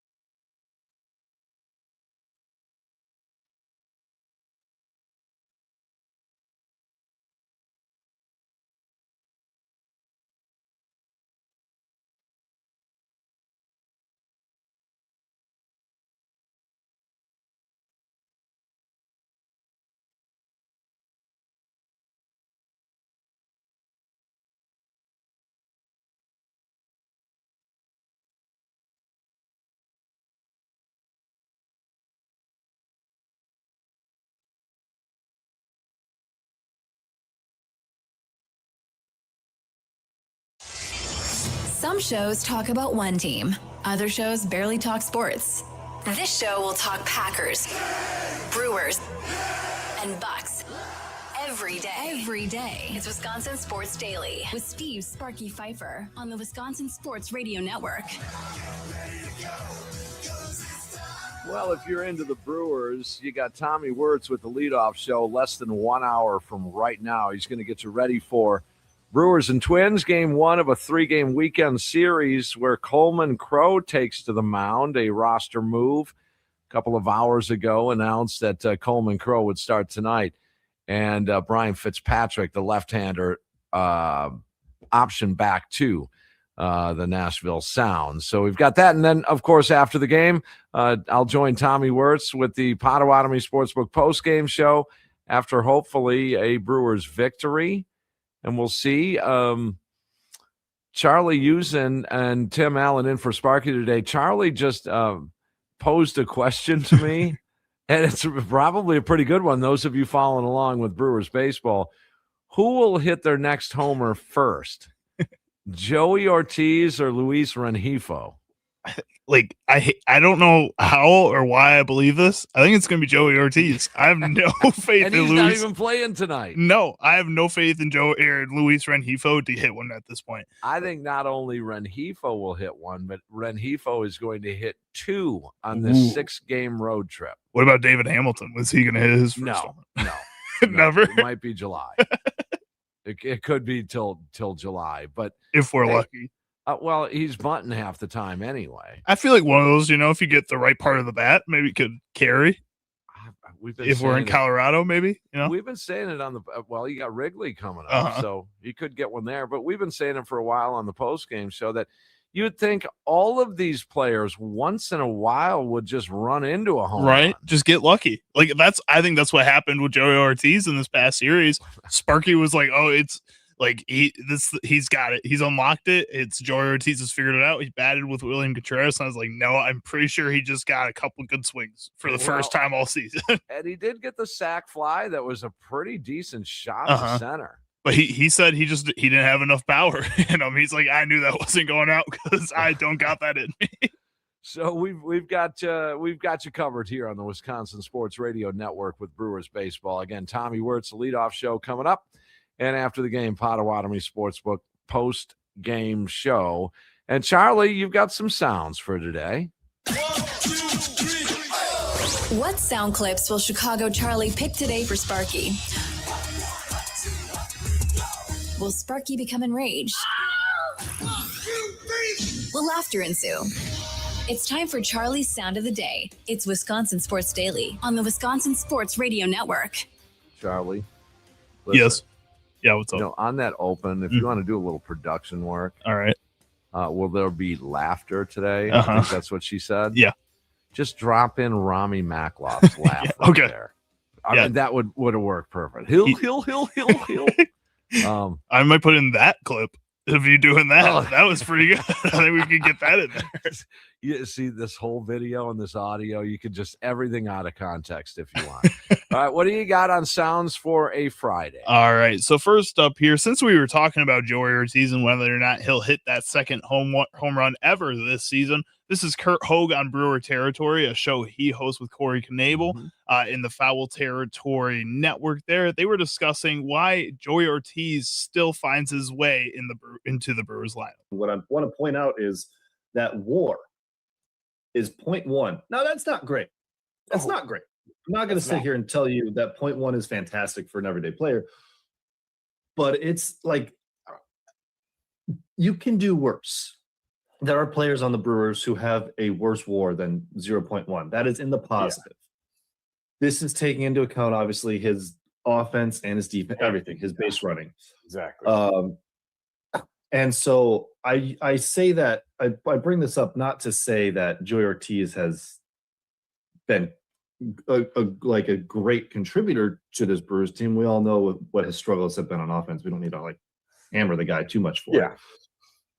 But you can see why the Brewers are giving him some wiggle room, some leeway. There are options that are on their way up, but you're treading water, like your team's winning and you're treading water with this guy, and you're not 1000% sure maybe that those other options are ready. And so, look, you got a replacement level player who's one of the worst hitters statistically in the league, but you're still like that's the bar of production you're getting on offense, and it's still like a passable baseball player at the big league level.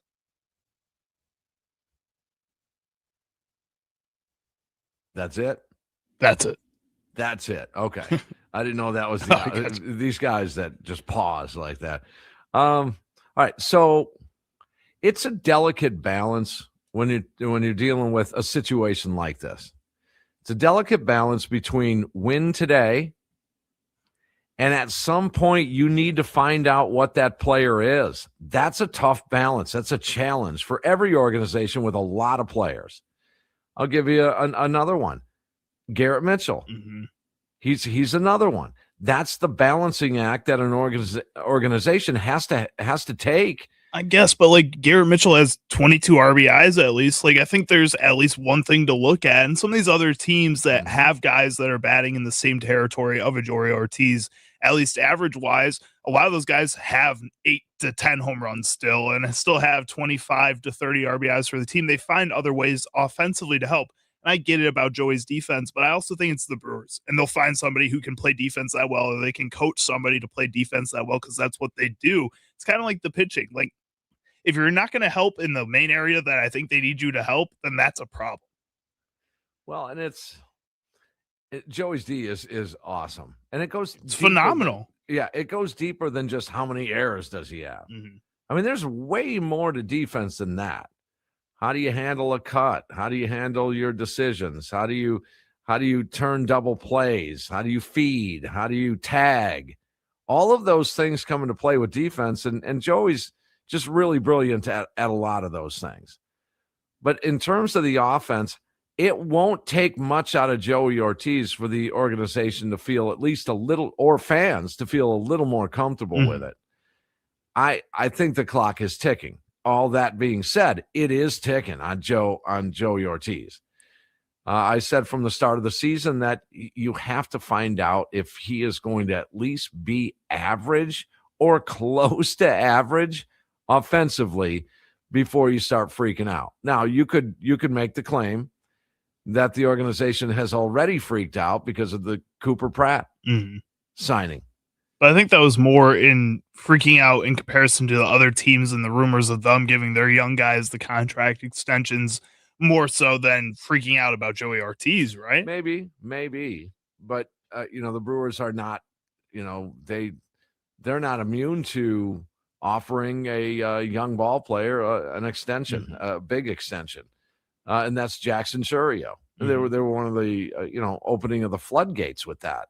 They were one of the first to do that. And everybody's doing it now.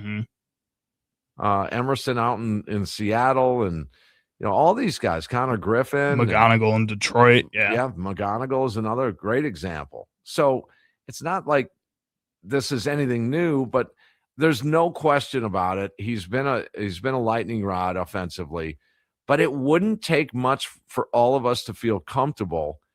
What would it take? Would you feel a little bit better with 235, 237, 238? And I know 2 more home runs, 3 to 4 to 5 home runs would be 3 homers and about 11 knocked in. Yeah, I think I'd feel a little better. Maybe more like 15 to 16 knocked in. Maybe that would be a little more in my book, especially with the way the offense runs through everybody else. But and the way he's been up there with the bases exactly, loaded already. Like to knock some of these guys in. Just be better when guys are in that scoring position for sure. It's time is going to determine this. And the time we're already here, May 15th? May 15th, yep. We're May 15th. He's got a couple, and I hate to put the whole 9 yards on a couple of weeks, but you can't go much further. If your offense was great, you could probably get away with this. And it wouldn't be as big a deal. I know we like to analyze Brewer ball players, and that's what we do, and we like to do that, and it's fun. But it would lessen the blow if the offense was great. The offense is not going to be great. but they are going to be good. And that bottom of the lineup is going to come up with a lot of runners on base. Mm-hmm. And Joey, you have to come through once in a while. Right. We're not even asking for a high runners in scoring position average. Once in a while, you're going to have to come through, Joey, because that's what most average players do. I'm saying offensively. Well, and especially when you have as many opportunities as he gets in that position too. He's getting a lot of chances to prove himself, but at some point, everything has its end date. Mm-hmm. They've got a plan B here. They've got probably a plan B and C. Mm-hmm. Is the answer David Hamilton? Now, we can debate that too, because I think that answer is no. They still believe in him. Was Jack Stern put out an article yesterday talking about how much they still believe in getting the most out of David Hamilton at this point versus, like, I don't know. I think we've seen what you can get out of David Hamilton. He's a utility guy. Uh-huh. And I mean, no disrespect. And he finds a way to get on base, even if it's through bunting every single time he steps up to the plate. He's not an everyday Major League Baseball player on a good team. On another team, okay, you can make the argument. And we'll have you. But this is a good baseball team. And guys like that play utility roles. Mm-hmm. Guys like Brandon Lockridge. That's the equivalent in the outfield. Mm-hmm. He's a fourth outfielder. That's what makes a team really, really good, is to have those guys as your next guy up. But they can't be the everyday guys. Not on a good team. Right. So watch for Ortiz right around June 1st. All right, next up, we're going to hear from Ken Rosenthal. He put out a video in partnership with The Athletic, and he was, in all essence, taunting Cubs fans for just how well the Brewers find ways to stick with the Cubs or beat the Cubs. You're the Chicago Cubs. You've been beaten out by the Milwaukee Brewers 4 of the last 5 seasons for the NL Central title. You took their manager trying to catch up. And this season, you put together 2 separate 10-game winning streaks, trying to finally get some separation. And guess what? You still don't have it. The Brewers actually entered Thursday with a better run differential than the Cubs. They were 4th in the majors in ERA, 5th in runs per game, and they've done this without a lot of key players. Remember, they traded Freddie Peralta before the start of the season. Then they lost Brendan Woodruff and Quinn Priester to injuries, and those were just on the pitching side. Position players, they were without Jackson Chourio, Andrew Vaughn, and Christian Yelich for significant chunks. And yet, here they are again, competing as they have for several seasons now, nearly a decade, for the NL Central title and beyond. Cubs fans, Cubs organization, the Brewers are not going away. I loved that when I heard that. And to hear it again, it's even better. Because that's what I've been talking about for a week now. Mm-hmm. And that is, the perception is that the Cubs are having this amazing season and running away with things when it comes to Cubs versus Brewers, Charlie. Mm-hmm. Now, there's, St. Louis is there, Cincinnati can get hot and all that. But just when it comes to the Cubs Brewers, this perception that the Cubs were just, whoa, look at them. Now they're the 10-game winning streaks, 2 of them. And the Brewers, they're all beat up. And, they're right around 500. It was a few weeks ago. And, it looks like, the baton has to go to the other guy now. And maybe this is just a step back and all this. And then when you look up at things, you see that, I think, to this minute in time, what's the separation? 2.5 games? I believe so. I'm going to double check. Yeah, 2.5. I mean, they're sneaky like that. That's what the Brewers have been doing. They will never get that respect. They won't. They won't. Yeah, they should, but they won't. Now, am I saying the Cubs are not going to win this division? That's not what I'm saying, because they could. Am I saying the Brewers are not going to win this division? I don't know. We're going to find out. This is going to be great. It's going to be an awesome race, but that perception just isn't the reality here. The reality is there's not that much separation. Now, the Cubs have had their problems too, Charlie, as you know. Well, and they've had just as many injuries as the Brewers, if not more injuries than the Brewers. Their entire bullpen has been wiped out with injuries throughout the course of the season to start here. Their starting rotation has been up and down with injuries.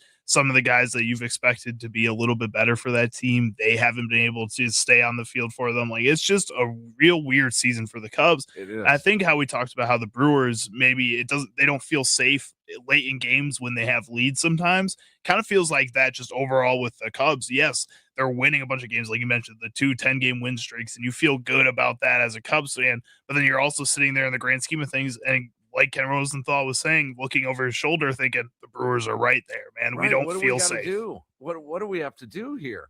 I'm this close to saying the Brewers have a better offense than the Cubs. I I'm don't know. not there yet. I'm definitely not there yet, and here's why. It's not because of Joey Ortiz. No. That's not why. It's because of Mitchell, Frelick, and Rengifo. Mhm. It's literally those 3 players. If 2 of those 3 players turn things around to where we say, man, they're having a good season, this offense will be and is better than the Chicago Cubs. Cubs have scored, 4 runs in 4 games or something stupid? Yeah, it's been rough. And the Rangers aren't a bad team when they get going. That was the last one that they just struggled up against after they got on that second 10-game win streak. They just need to be better. And then they were going up against Atlanta, which is, again, is another team that is just a super tough matchup for anybody right now in the grand scheme of things. But you have to be better against those teams, especially when the Brewers are going out there and also beating a really good team in the San Diego Padres. And the Yankees, yeah. It is, like I said, it's not that I'm guaranteeing anything with the Brewers, but I will say this. The mark of a good to great team is when you win your fair share of games, when you're not playing your best, when you're not even playing close to your best. Now, did it look pretty decent here this last homestand? It did. It's probably the best stretch of games that they've had. You can talk about the start going 8-2, winning 8 of your first 10. You can talk about that, but we didn't know. We know a lot more now, and so this past homestand kind of bears that out. But I still don't think this offense is really playing great baseball. I don't think the bullpen is playing great baseball. But despite that, to me, that's always been the mark of a good team, whatever sport. You know, the Green Bay Packers. I mean, you only beat, pick a team, pick a horrible. You only beat the Cardinals by 8. No, but we're not playing our best football, and we still beat the Cardinals by 8. That's what situation the Brewers are in. They haven't really gotten hot yet. They haven't clicked on all cylinders yet, Charlie. They haven't. They get a little tasters of it here and there, where the offense will put up 13 runs against the Diamondbacks or something. I mean, every team's going to have that. It's about the consistency. Let's see what happens when they do start playing a little bit better baseball. But it's hard to beat what they've been doing with the starting rotation. I mean, let's face it. Now, that's been good baseball. That's been some of the best in all of baseball. It's been so much fun. And it's without a veteran in that rotation. I know you had Woodruff for a couple starts, but nothing that's really been that true, made a name for themselves clearly in this league. And you got 2 to 3 guys that are going out there and making a name for themselves right away because nobody else has done that in that group. It's just wild. All right, I got one more sound here, and then we'll hit a quick break.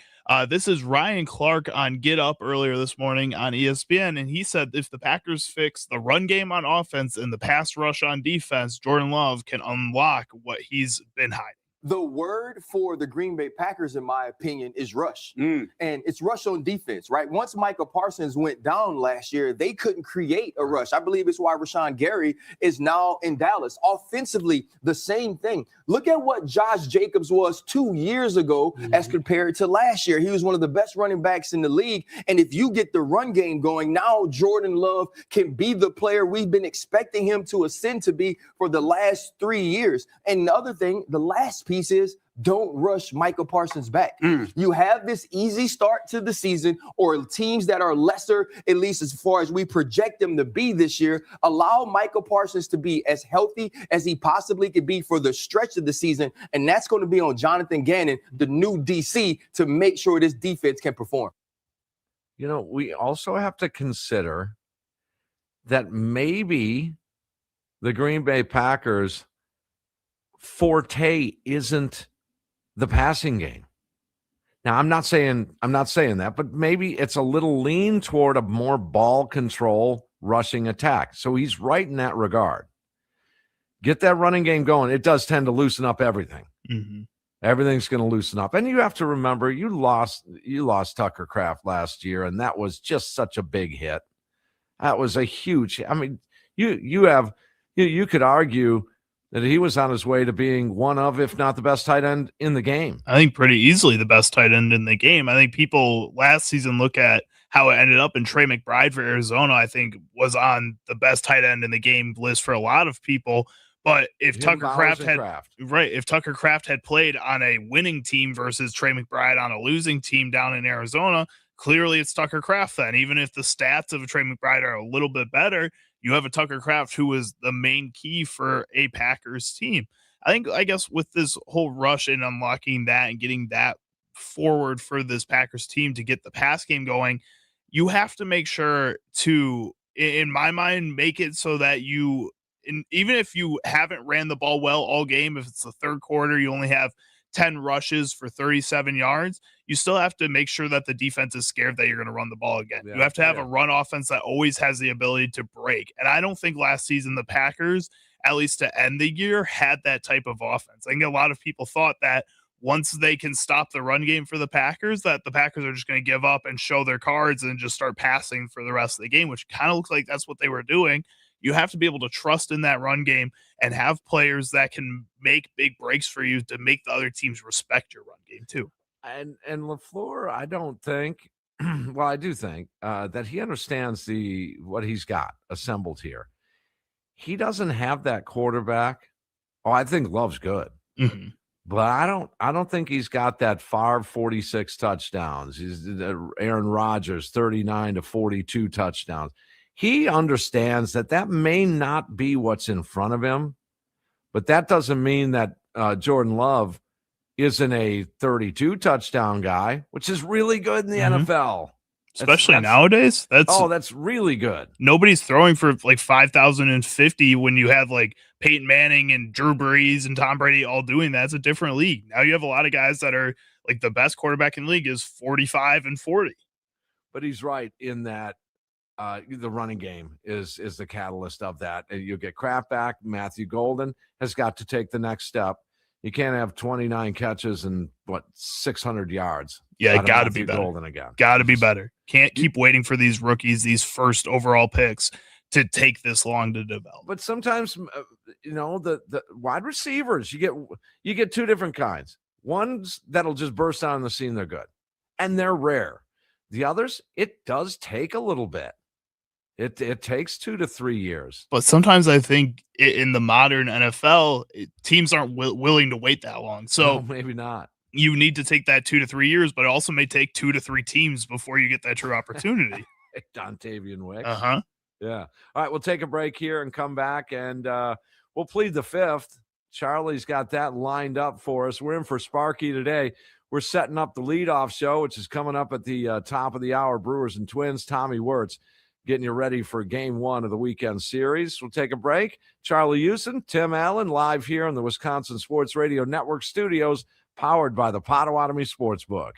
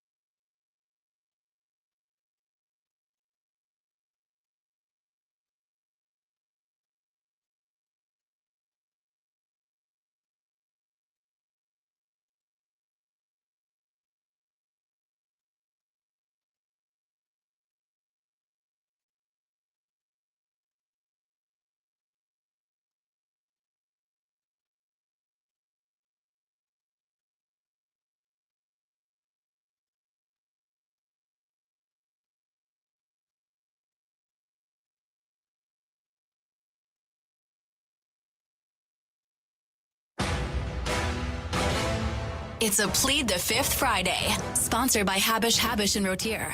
Who should have just kept their mouth shut? Who made a bad decision commenting on a topic they shouldn't have? Let's hear who you think should plead the fifth this week on Wisconsin Sports Daily. Served up by Wendy's with Steve Sparky Pfeiffer. Well, normally it would be Steve Sparky Pfeiffer, but today it's Charlie Usen, Tim Allen, setting the table for Tommy Wirtz in the leadoff show, getting you ready. Brewers and Twins, game one of a 3-game weekend series. And Tommy's got some news on Luis Pena. Those of you in Green Bay following along with that, was taken out of a game and taken to the hospital for in an ambulance. And he's got some news, good news on Luis Pena coming up. Good. At the top of the hour. In the meantime, let's head into the courtroom. All right, so starting off with Plead the Fifth, the thing that everybody's been talking about today and something that I teased with Sparky yesterday, and he got into a fight with people on the phone because that's what Sparky does best. But this is Miles Turner on the Game Recognized Game podcast, one he shares with WNBA superstar Breanna Stewart. And she asked him, does your team get fined? Is there something that happens? And Miles Turner had this to say. We get fined for all types of stuff now. You guys get fined a lot? It depends on the coach. So Doc Rivers, he didn't find anybody. Guys were late all the time. Guys were, showing up to film whenever they wanted to show up. Guys were missing meetings. It was one of the craziest things I personally ever experienced. We literally, if the plane took off at 2:00, we weren't leaving until 4:30. I'm being so serious, bro. It was crazy, dog. Guys were an hour late to the plane. It got to the point where I knew not to show up until an hour after they said the plane was taking off. It was crazy. So who's the teammate that's most likely to be late?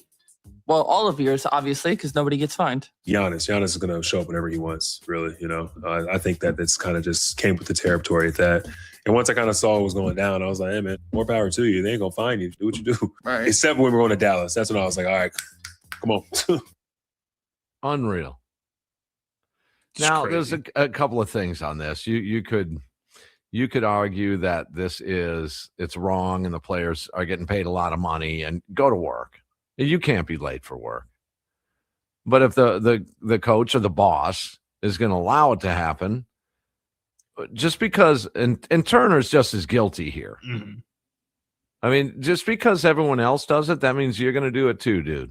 I think really? The easiest thing to do in any aspect of life is be on time. In my opinion, that's the easiest way to keep any job. I think you could be awful at your job in some places, but as long as you show up on time and you show up to do that job, they'll look over you in some situations. Well, That's the easiest thing to do. These are the same players that are going to tell you, well, there's two things you can control: effort and attitude. Mm-hmm. Well, clearly you didn't control those two things, because effort is part of being on time. Right. I mean, I can't. Then we can also get into accountability, not only for yourself, but your boss needs to hold you accountable too. And we can get into what is the right and proper punishment. NBA players are paid a ton of money, even when they're not good. Mm-hmm. There's just so much money to go around in the NBA. Look at these contracts. Especially when there's not superstars in free agency. If you're lucky to be in that free agency class and you're a middle tier player, if you're a Bismack Biyombo back in 2016, where there was just nobody out there and you have one good playoff series, people are going to pay you $11 million to be okay. Generational money to be okay. Sit at the end of the bench. So, for you and I, Charlie, when we get a speeding ticket, that's a tough little hit there. Yeah. I got a $285 speeding ticket. Whoa. That's a tough hit. For these guys, they just open their wallets right there, sitting there. There's cash. There's more than that in one hand in cards on the plane. It's absurd. So this goes down to the final thing I'll say on this is I think a good leader gets it to the point in your organization, whether that's you guys at work or whether that's a ball club. You get to the point where the players or the employees want to be there on time. So how you get to that place where they want to be there on time, that's up to you. That's up to your creative leadership abilities. But that would be the perfect world where you get the players to buy in, to want to be there. Mm-hmm. All right, next up in Plead the Fifth. All right, Tim, I'm going to ask you two questions. One, have you been keeping up to date with the Diana Rossini, Mike Vrabel whole situation? Pretty much. All right. So you're up to date with that. And then second of all, do you know what Halo is? Because I don't think Sparky would know what Halo is. Halo is a video game that's super popular. It was super popular when I was growing up in the late 2000s. It was on Xbox all the time. You're like a space marine and you're in space like shooting aliens and stuff with space guns. It's awesome. It's a really cool game. Well, the Los Angeles Chargers and their scheduled release video that they've been doing, because every team has to have a special scheduled release video. The Packers did one this year where it was claymation figures, like fighting off a bunch of cheese curd monsters. It was fun. I read about this Charger thing. The Chargers did one where they went through their schedule while playing Halo, and it was fun. Everybody loved it. But they made fun of Mike Vrabel and the Diana Rossini situation, bring up the New York Times. Colin Cowherd, I think, is being a little bit of a wet blanket here and saying that wasn't very professional by the Chargers. You're going to think this is conspiracy theory, Colin. I make fun of conspiracy guys, right? The NFL said about social media amongst their teams, they said, you do not have to approve your social media campaigns or tweets with us with the schedule release. We're going to trust your judgment. I don't think, although it may be funny, I don't think it was necessarily smart for the Chargers social media team, known as very witty, to take shots at Vrabel. That's friendly fire. Protect the shield. You want controversies to go away. That is my take. That is not smart. It gets a laugh in the room. You're building a brand. I do not think that was smart by the Chargers social team. That is not protecting the shield. That's just my take. As long as I've lived, if there's any sport that has felt corporate, it's the NFL. Social media people get fired in corporations for the wrong tweet. Well, it's gray. It's there's some ambiguity here because it kind of is funny. You don't decide, Colin, what's funny or not. Does the NFL step in and then they decide what is funny or what's not? I think that's what Colin wants. He's like, this is way over the NFL should be able to. They're an organization, is what he said. I think maybe the NFL should step in and say when one of our head coaches is being a total dirtbag, he shouldn't be a head coach then either. What a loser, Colin Cowherd. Well, that's Tommy Wirtz leadoff show coming soon. What's going on, Tim? I just heard this and I was like, wow, this guy is a total loser, and I had to get on the air because, quite frankly, if they don't want jokes to be made, you can get rid of the problem pretty easily if Mike Vrabel wasn't the coach anymore. Yeah, if you wanted to. I mean, conduct detrimental. I mean, if that's the way the NFL wants to do it, then they frown on infidelity.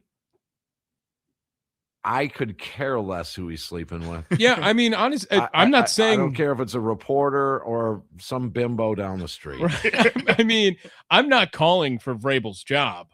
If they want to say that he can remain the head coach of the Patriots, go ahead. He can remain the head coach of the Patriots, but then accept what's going to come with him remaining the head coach of the Patriots if that's going to happen. Yeah, and I bet you Cowherd is in love with Vrabel, right? Yeah, right. I mean, he'll say a bunch of nice things about him all year, I'm sure. Hey, I did tease. You've got some good news on Luis Pena coming up on the leadoff show. Yeah. We're getting ready for game one, Brewers and Twins. Yeah, excited. They moved it up, obviously, because of the Western Conference semifinals. I know, Tim, I hope you have time to watch the Brewer game so you don't have to miss the Timberwolves game today. I'm as soon as I get off the air here, I'm tailgating for that Timberwolves game. I'm having all my buddies over. I got the big screen out on the deck. So you make a mean buffalo chicken dip on semifinal playoff game. I know. But yeah, Luis Pena allowed to resume baseball activities now. That is, beautiful. Great. Because now Luis Pena just moved up to number 19 in all prospects in baseball as well. After Jesus Madej now debuting, and we have a number one as the number one prospect in all of baseball. That is awesome. Luis Lara cracked into the top 100. If you didn't see that too, That's Tim. both sides with Madej, both Baseball America and MLB Pipeline, right? Yeah, exactly. He was MLB Pipeline, I believe, had him above one of the two, maybe above McGonigal at the time. He might have been number 2 already there, but either way, with the graduation of Connor Griffin, yeah, now the number 1 prospect in all of baseball. Beautiful. Tommy Wirtz leadoff show coming up in minutes. Austin Urdania from the Potawatomi Sportsbook joins us next here on Wisconsin Sports Daily, live here on the Wisconsin Sports Radio Network studios, powered by the Potawatomi Sportsbook.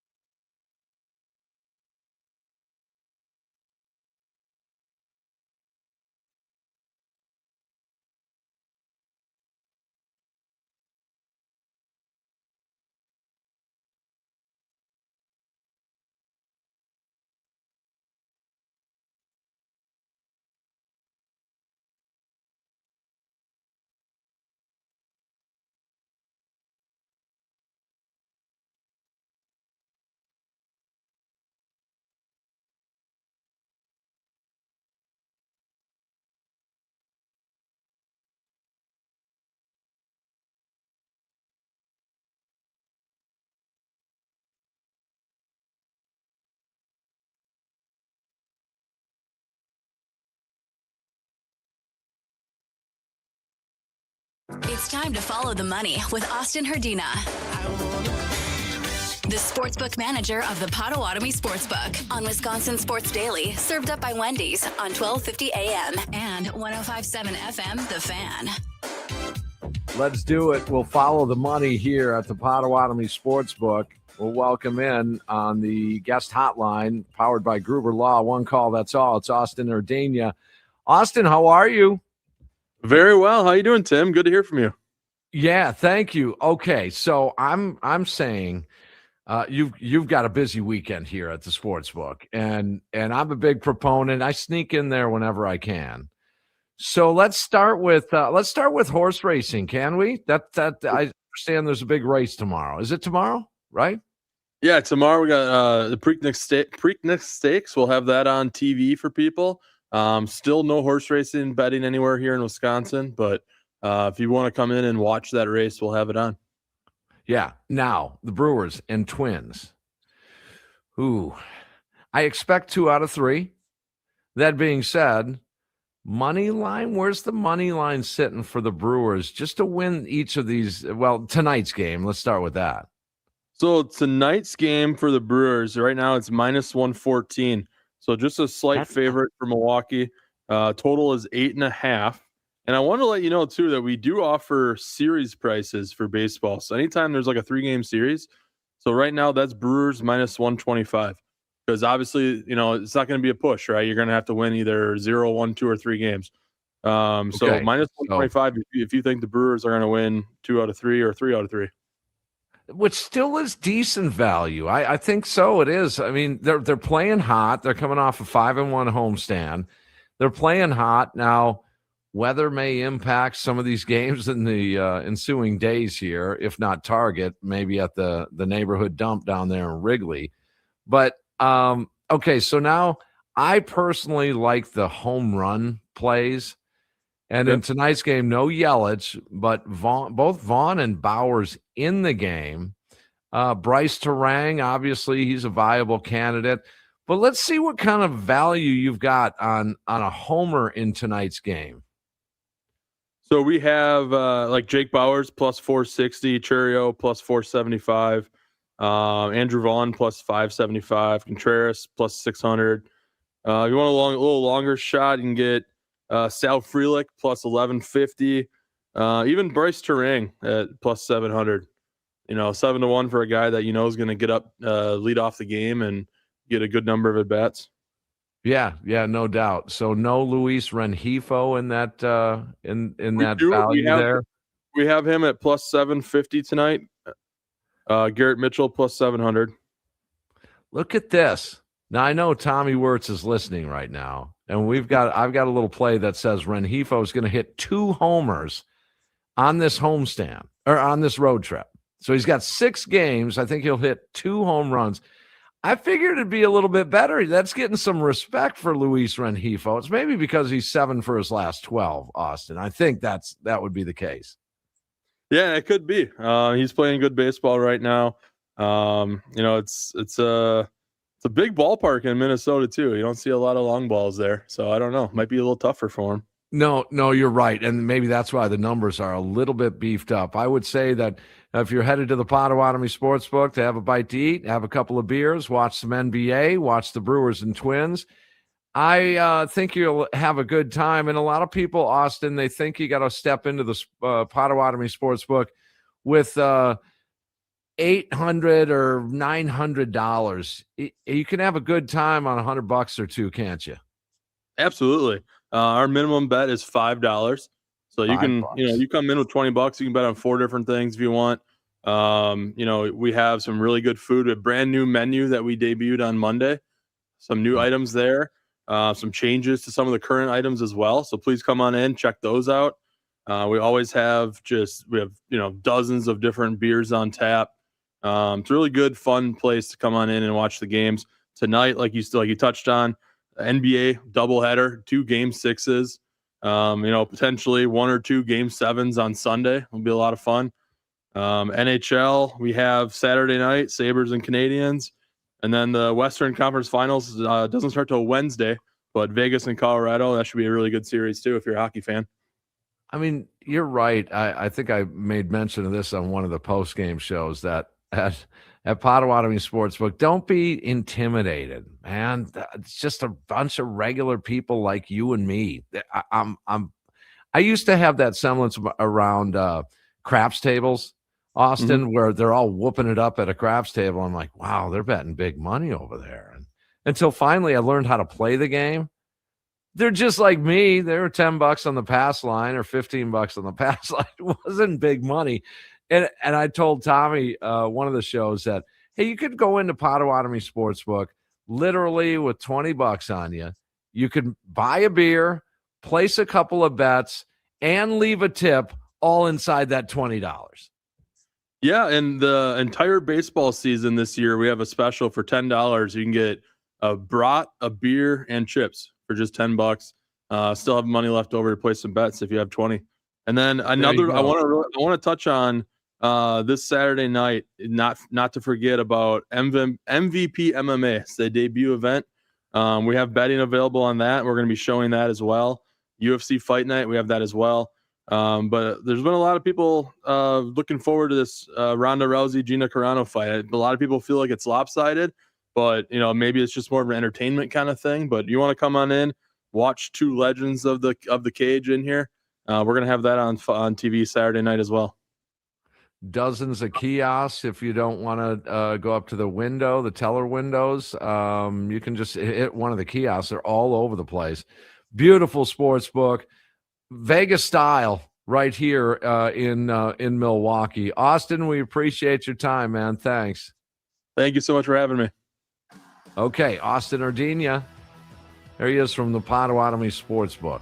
Tommy Wirtz in the leadoff show is next. Charlie, thank you for anchoring this thing today. Of course. Thanks for filling in for Sparky. We appreciate you. And Sparky's going to be filling in for me tomorrow night. But we've got Tommy Wirtz on the leadoff show tonight, right now. And then after the game, Potawatomi Sportsbook post-game show. We're going to be here live in the Wisconsin Sports Radio Network studios, powered by the Potawatomi Sportsbook, after Game 1 tonight, where the Brewers win 6-2 over the Minnesota Twins. Tommy Wirtz is next. For Charlie, you've seen him. My name is Tim Allen. Have a great night. See you after the game tonight.